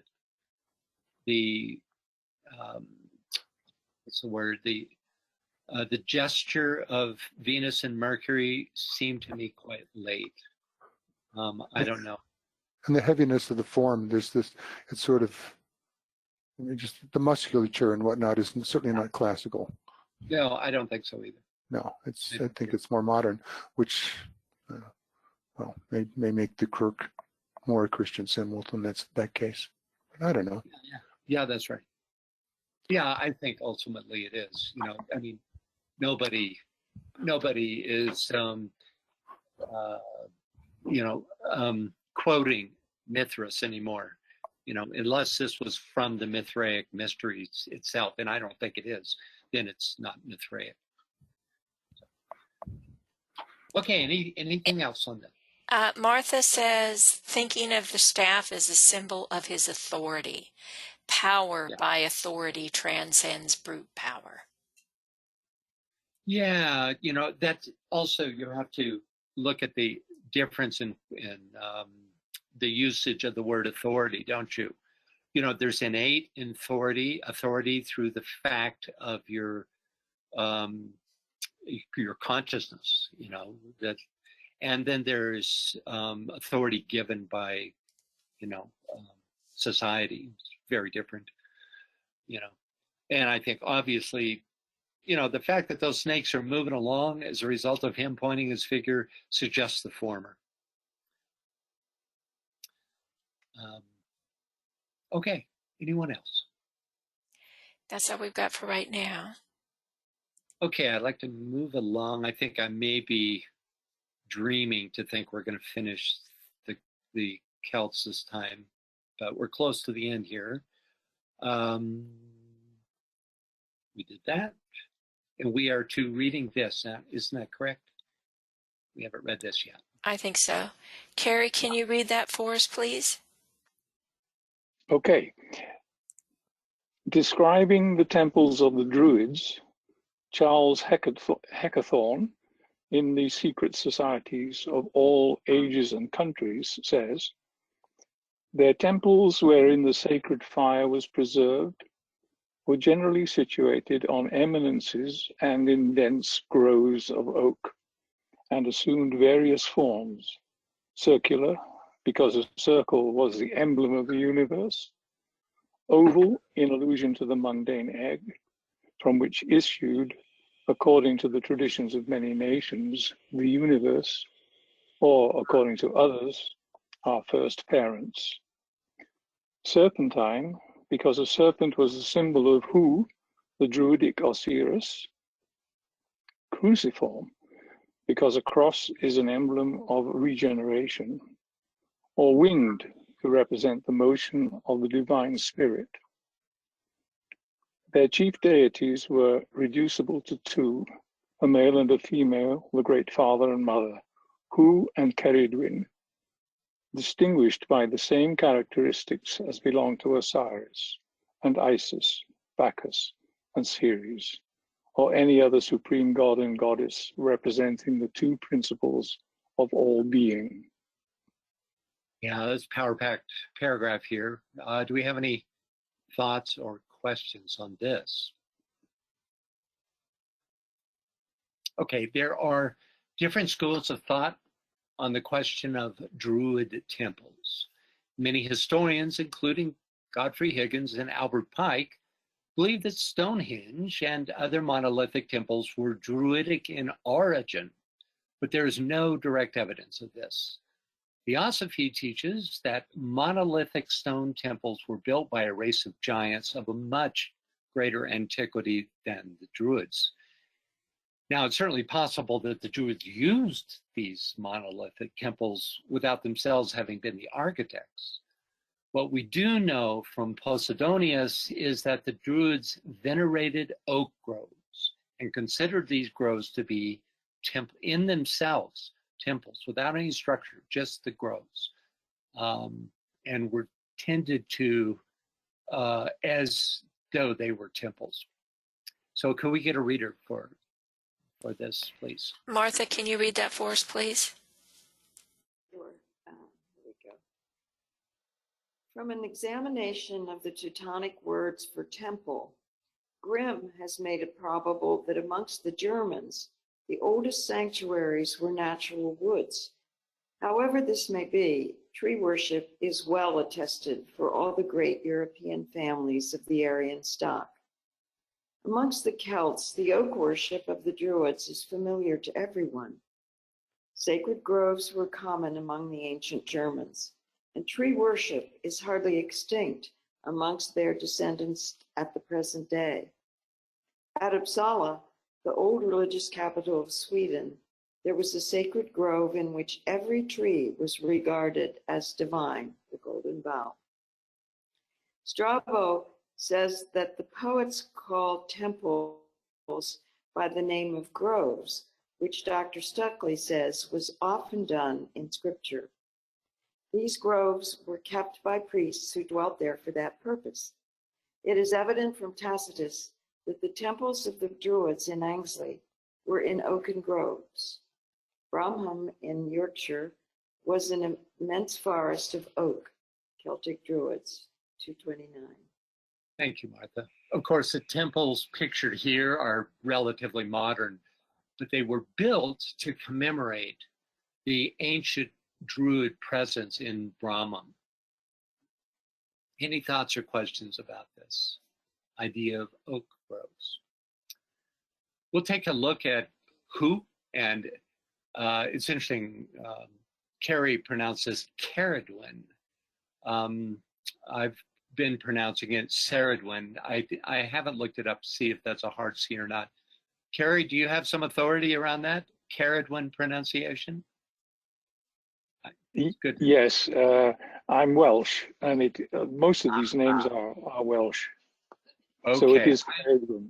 It is Ceridwen. Oh, that's really good to know. I kind of got that, your pronunciation that you knew of what you were talking about there. So yeah, who is it? Who? Do you know that? That's not Welsh. I don't know what that is. Yeah. No. Okay. But Ceridwen, is that correct? Ceridwen. Ceridwen. Ceridwen. So If it was Welsh, it would be Ceridwen. Okay, Ceridwen. I'm sure it is. Ceridwen. Okay. So we'll look at who and Ceridwen after the next paragraphs of the text, which focuses on that. So let's get a reader for this.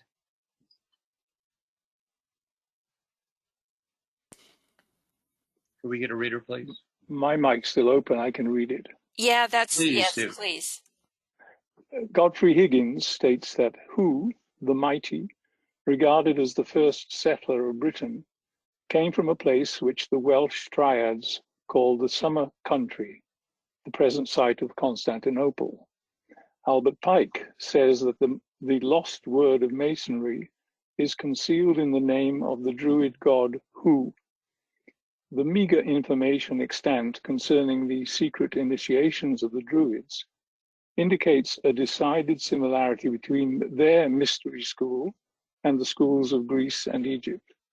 Hu, the sun god, was murdered and, after a number of strange ordeals and mystic rituals, was restored to life. Thank you, Carrie. Any thoughts or questions about this? So the cutting into the murdering, right? Or in Egypt, it's the cutting into many pieces of any solar god, represents the disfiguring separative effect of sequential time and space, or material existence. Reassembling a solar god is a metaphor for the return journey. As the Gayatri says, from darkness to light, from the unreal to the real, from death to immortality. Albert Pike links the solar Hu with the divine serpent. Can we get a reader for this, please? The British god Hu was called the dragon ruler of the world, and his car was drawn by serpents. His ministries were styled adders. His ministers, were styled adders. A druid in a poem of Taliesin says, I am a druid, I am an architect, I am a prophet, I am a serpent, a naughty. The car of the goddess Ceridwen also was drawn by serpents. In the elegy of Uther Pendragon, this passage occurs in a description of the religious rites of the Druids, while the sanctuary is earnestly invoking the gliding king, before whom the fair one retreats, upon the evil that covers the huge stones, whilst the dragon moves round over the places. You dropped out, Beal. I know, I can't speak anymore, which contain vessels of drink. I can't read, I'm sorry. Let me finish for you. So the gliding king, before whom the fair one retreats, upon the evil that covered the huge stones, whilst the dragon moves round over the places which contain vessels of drink offering, whilst the drink offering is in the golden horns. It's an extraordinarily esoteric quote. You know, you can do worse than just to read Morals and Dogma. Albert Pike was an extraordinary person, much more than just an author. That's one of the reasons I've quoted him so often. He has an innate authority. But I love this illustration. It's a car driven by serpents, with his ministers were styled adders. Let's get back to what Michael said, right? Serpents are inherently bearers of wisdom, right? Remember the Gunderstrup cauldron where the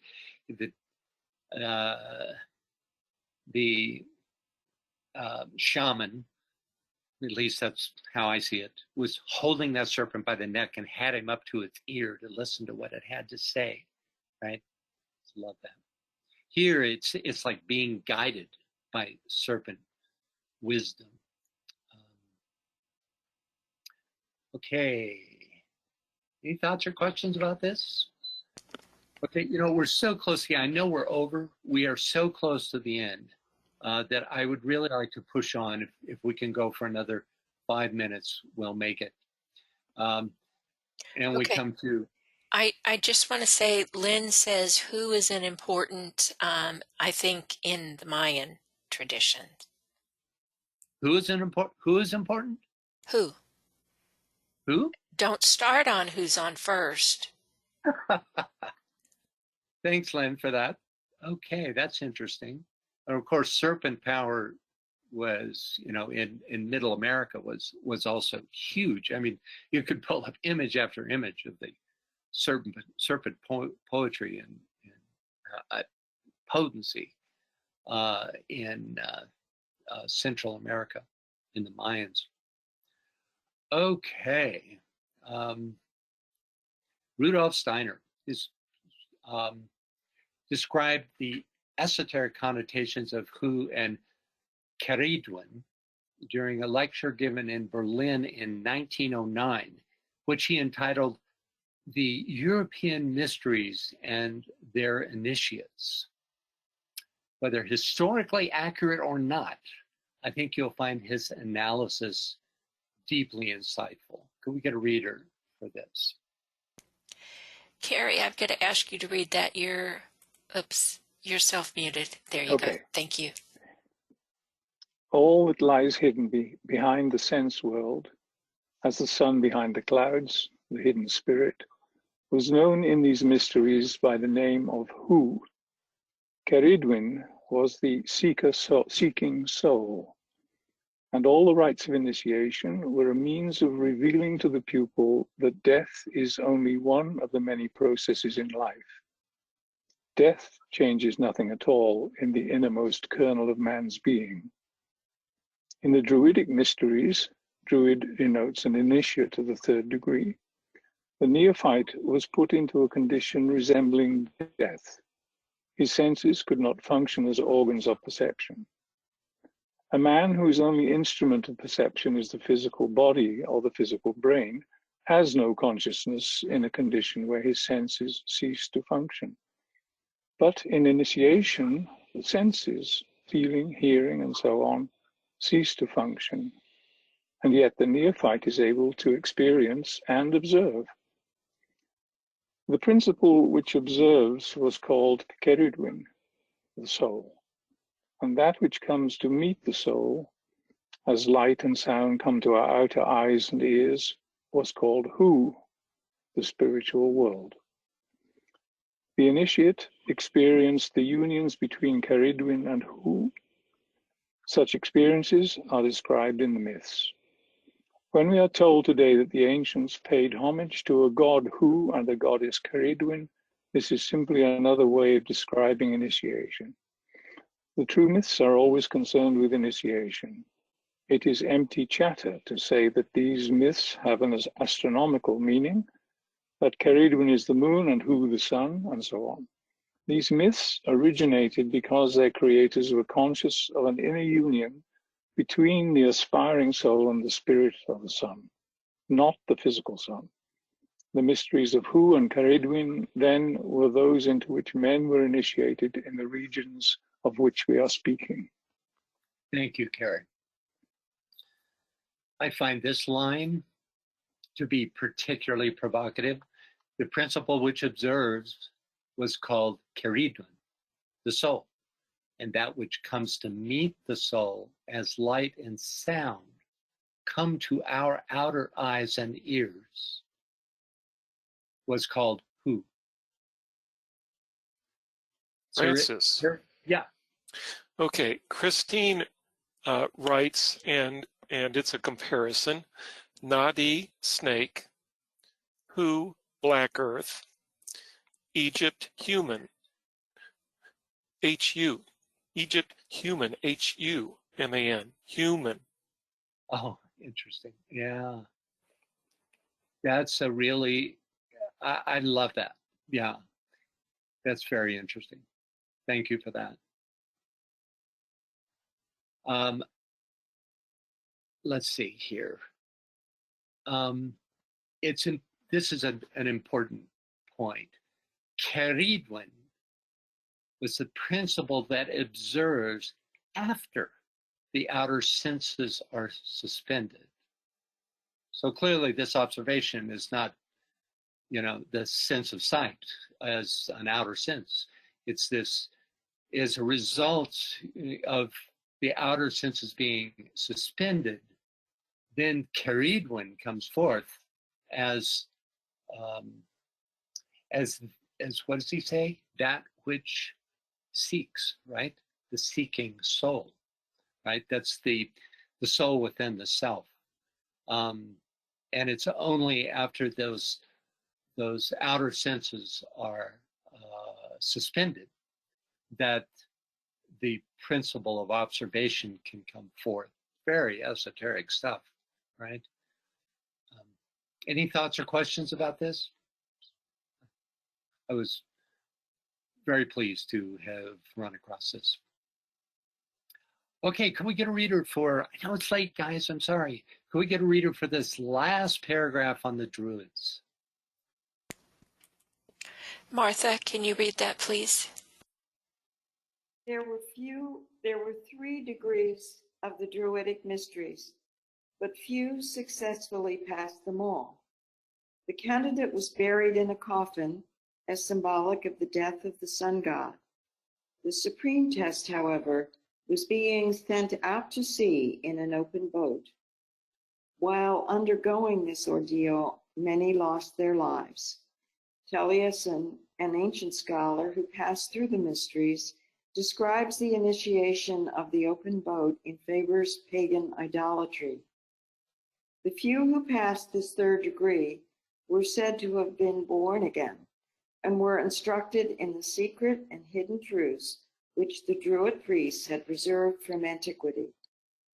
From these initiates were chosen many of the dignitaries of the British religious and political world.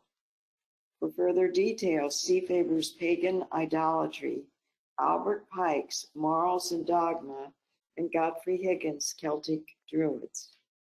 Thank you, Martha. Okay, what I want to do is skip this part. We'll do it next time, and finish up with that Albert Pike's description of the Druidic initiations, which has direct relevance to the paragraph that we just read. So if we could get a reader for this. Karen. The main features of the Druidical mysteries resembled those of the Orient. The ceremonies commenced with a hymn to the sun. The candidates were arranged in ranks of 3s, 5s, and 7s according to their qualifications and conducted 9 times around the sanctuary from east to west. The candidate underwent many trials, one of which had direct reference to the legend of Osiris. He was placed in a boat and sent out to sea alone, having to rely on his own skill and presence of mind to reach the opposite shore in safety. The death of Hu was represented in his hearing with every external mark of sorrow while he was in utter darkness. He met with many obstacles, had to prove his courage and expose his life against armed enemies, represented by various animals, and at last, attaining the permanent light, he was instructed by the Archdruid in regard to the mysteries and in the morality of the order, incited to act bravely in war, taught the great truths of the immortality of the soul and a future state, solemnly enjoined not to neglect the worship of the deity, nor the practice of rigid morality, and to avoid sloth, contention, and folly. The aspirant attained only the exoteric knowledge in the first 2 degrees. The third was attained only by a few, and they persons of rank and consequence, and after long purification and study, all of the arts and sciences known to the Druids in solitude for 9 months. This was the symbolical death and burial of these mysteries. The dangerous voyage upon the actual open sea in a small boat covered with a skin on the evening of the 29th of April was the last trial and closing scene of initiation. If he declined this trial, he was dismissed with contempt. If he made it and succeeded, he was termed thrice born, was eligible to all the dignities of the state, and received complete instruction in the philosophical and religious doctrines of the Druids. Thank you, Karen.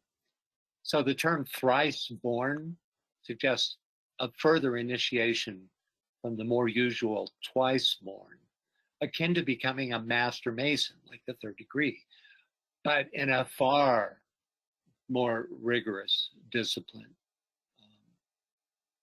So any final thoughts or questions on the Druids? We have a comment from Anne Veronica. It's the formula black, sun, Anticarana. Okay. Thank you. I think that's in relation to what Christine said, the Nadi's the snake and who the black earth and the Egyptian. Oh, I see. Interesting. And Okay. Scott has his hand up. Yeah. My only thought was that this is seems being sent out on the boat seems to be quite literal, and yet I can't imagine it's not also just astral and dealing with it on that level. Those are the real tests where it's got to be happening. It's symbolic, and yet it's seemed to have been actual given the time and the people. Yeah. But the whole boat thing and on the sea is, come on. Yeah, exactly. Well, you remember from previous webinars, these are spaced so far apart that it's hard to get a complete continuum, but we've looked at this idea that Merlin, for instance, went on a voyage on the boat to a mystical land, right? And so you have this reference in connection with the Druids all over the place. The glass boat is brought up, for instance. Sure. Yeah, well, glass boats, first rock, you're down, We're talking here on a metaphoric level. And yet, I agree with you. I think this literally took place, and that there is a teaming between the physical event and that voyage across the astral waters. That was probably part of the mysteries of the Druids. I mean, it's really that which for Theosophists, especially DK Theosophists, it's that which must be accomplished in order to take the second initiation, right? You must reconcile the pairs of opposites, and that includes both astral and lower mental, in order to take this second and third progressive initiations. So, interestingly, thrice born might suggest a third initiate, which would be, if this was the real deal, if these druidical mysteries were the real deal, I could, the fact that very few accomplish this, it's at least a possibility. Of course, all things Druid are hypothetical. That's, I want to really emphasize that. The next, we're getting into the rites of Mithras next. There's so much more extant information. Their scriptures are still survived, etc. Right? It's Zoroastrianism. But with the Druids, we don't have much. So there's, but then there's this idea that Steiner and Albert Pike, I trust their intuitions, so I wouldn't dismiss it out of hand. there's enough information to show that there was a powerful mystery school that happened in that time among the Celts. So with that, we're going to pull the plug. I'm sorry to keep you so late, but I really did want to finish this. We actually have another hand, and we have some comments too, so lots of comments. I'm fine with staying here. I will say that, you know, let's do this. I wanted to ask you, BL, before this started, is there any other date in April that we can slot this in? No. I know that the No. Sundays are gone. The Sundays, right? the Sundays are gone because we got the full moon on a weekend, and we have Easter. So it's and then all the other webinars that we've got. There's just no way we can fit something in. Okay. So what this means, folks, is that we won't meet again until not May, but June, because the first Sunday in May, I'll be at the conference. And I actually even considered, you know, sitting in my hotel room and giving this. But I think a whole lot of you will be at the conference with me. And I just can't predict my time there well enough to, you know, to for sure be able to say that I could do that. So that means a 2-month vacation. So don't forget about the Secret Teachings of All Ages over the next 2 months. Join us again in the first Sunday of June, which seems such a long way off. 3 months, really. Yeah, So, but we are good to go with the Secret Doctrine on the 15th of March and the 19th of April. So that's true. So hang in there. We'll be doing other stuff. We have other webinars going on too. So anyway, great. Yeah. Okay, so now for those of you who, you know, have had enough at a quarter after the hour, you know, you're welcome to pull the plug, but I'm one to address those of you who have comments, thoughts. Christine has her hand up. Christine, I've unmuted you, but you are self-muted. There you go.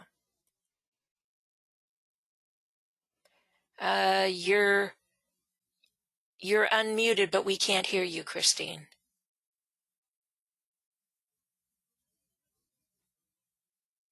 Yeah, it doesn't look like that's working. Okay, well, there were some more questions. Jonathan says serpents are the driving force behind that which the Druid drives. Okay, yeah. Yeah, it was a culture of wisdom, and the serpent was revered. Yeah. But the serpent, again, means knowledge, so... Always. So it's metaphorical. We're not talking about physical serpents here, folks. You know, and that's universal. You know, Moses had a serpent on a dhow that, you know, he held up, and well, that again is also the mysteries. You know, it's always that. Yeah. Anything else?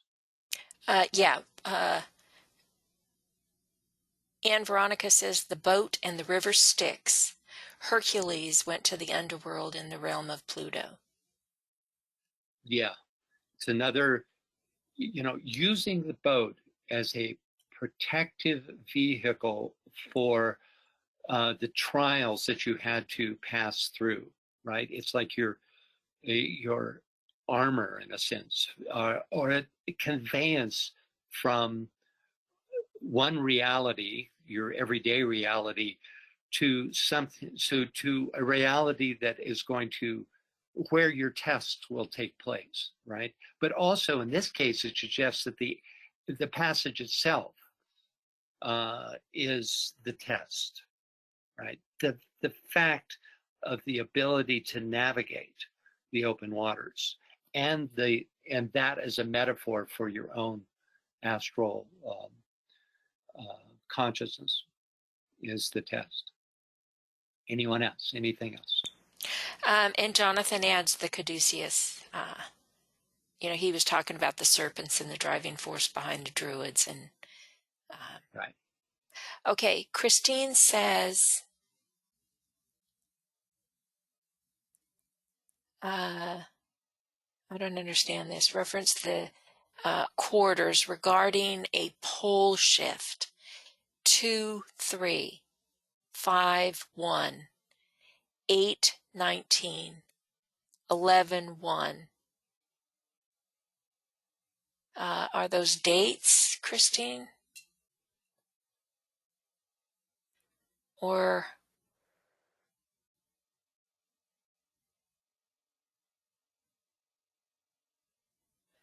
I'm sorry, I don't understand what she's typed in there. No, I don't either. I'm sure there's significance there, but I'm not picking it up. I probably have to study that series of numbers to see if there's what she's getting at there. Anything else? She says our solstice and equinoxes. I think they were dates. Oh, okay. Oh, well, there is something about that. Yeah. So it would be the 3rd of February, the 1st of May, the 19th of August, the 1st of November. Right. Yeah. One thing I can say about that is that through the progression of the equinoxes, they've discovered that the equinox occurred on May 1st, something like 4,000 plus years ago. So, you know, if you accept the idea that May Day, which is of course much more profound in Druidic culture than our concept of May Day, but still use the poles, that pole, which to me suggests the equinox. Anyway, that these rituals and the initiations that took place on these dates date from that far off time, from 4,000, because even by the time of the Druids, those dates had shifted off of those dates. So I can't say that about them. Anything else? That's all I see right now. So okay, let's say thank you, everybody, and goodbye. Yeah. And hope to see you 15 March. And our time changes next weekend. So on 15 March, we'll be doing this at 7 p.m. GMT. Which means that unless you're in a time zone that doesn't go to daylight savings time, like for instance Arizona in the U.S., and I think there are others around the world, unless you're in that time zone, it will be at the same local time as it is now, because we're changing the GMT time. If you are in one of those time zones, you ought to adjust for that. Well, so, I think that's technically true for those of us in the U.S., but I don't believe the European time changes that quickly. I think they're a week. Europe changes March 29th. Okay, good point. So there's two factors. If you live in a, if it takes place after the 15th. There's three. If you live in Australia, it's totally different, but. Yeah, I think it's time to pull the plug, folks. Thanks very much. And I look forward to picking this up in June and this particular stream. And we'll see you all hopefully on March 15th. Is that correct? That's correct. The 15th. The 15th. For the next Secret Doctrine webinar. Okay. All right. Thank you. Bye, everybody.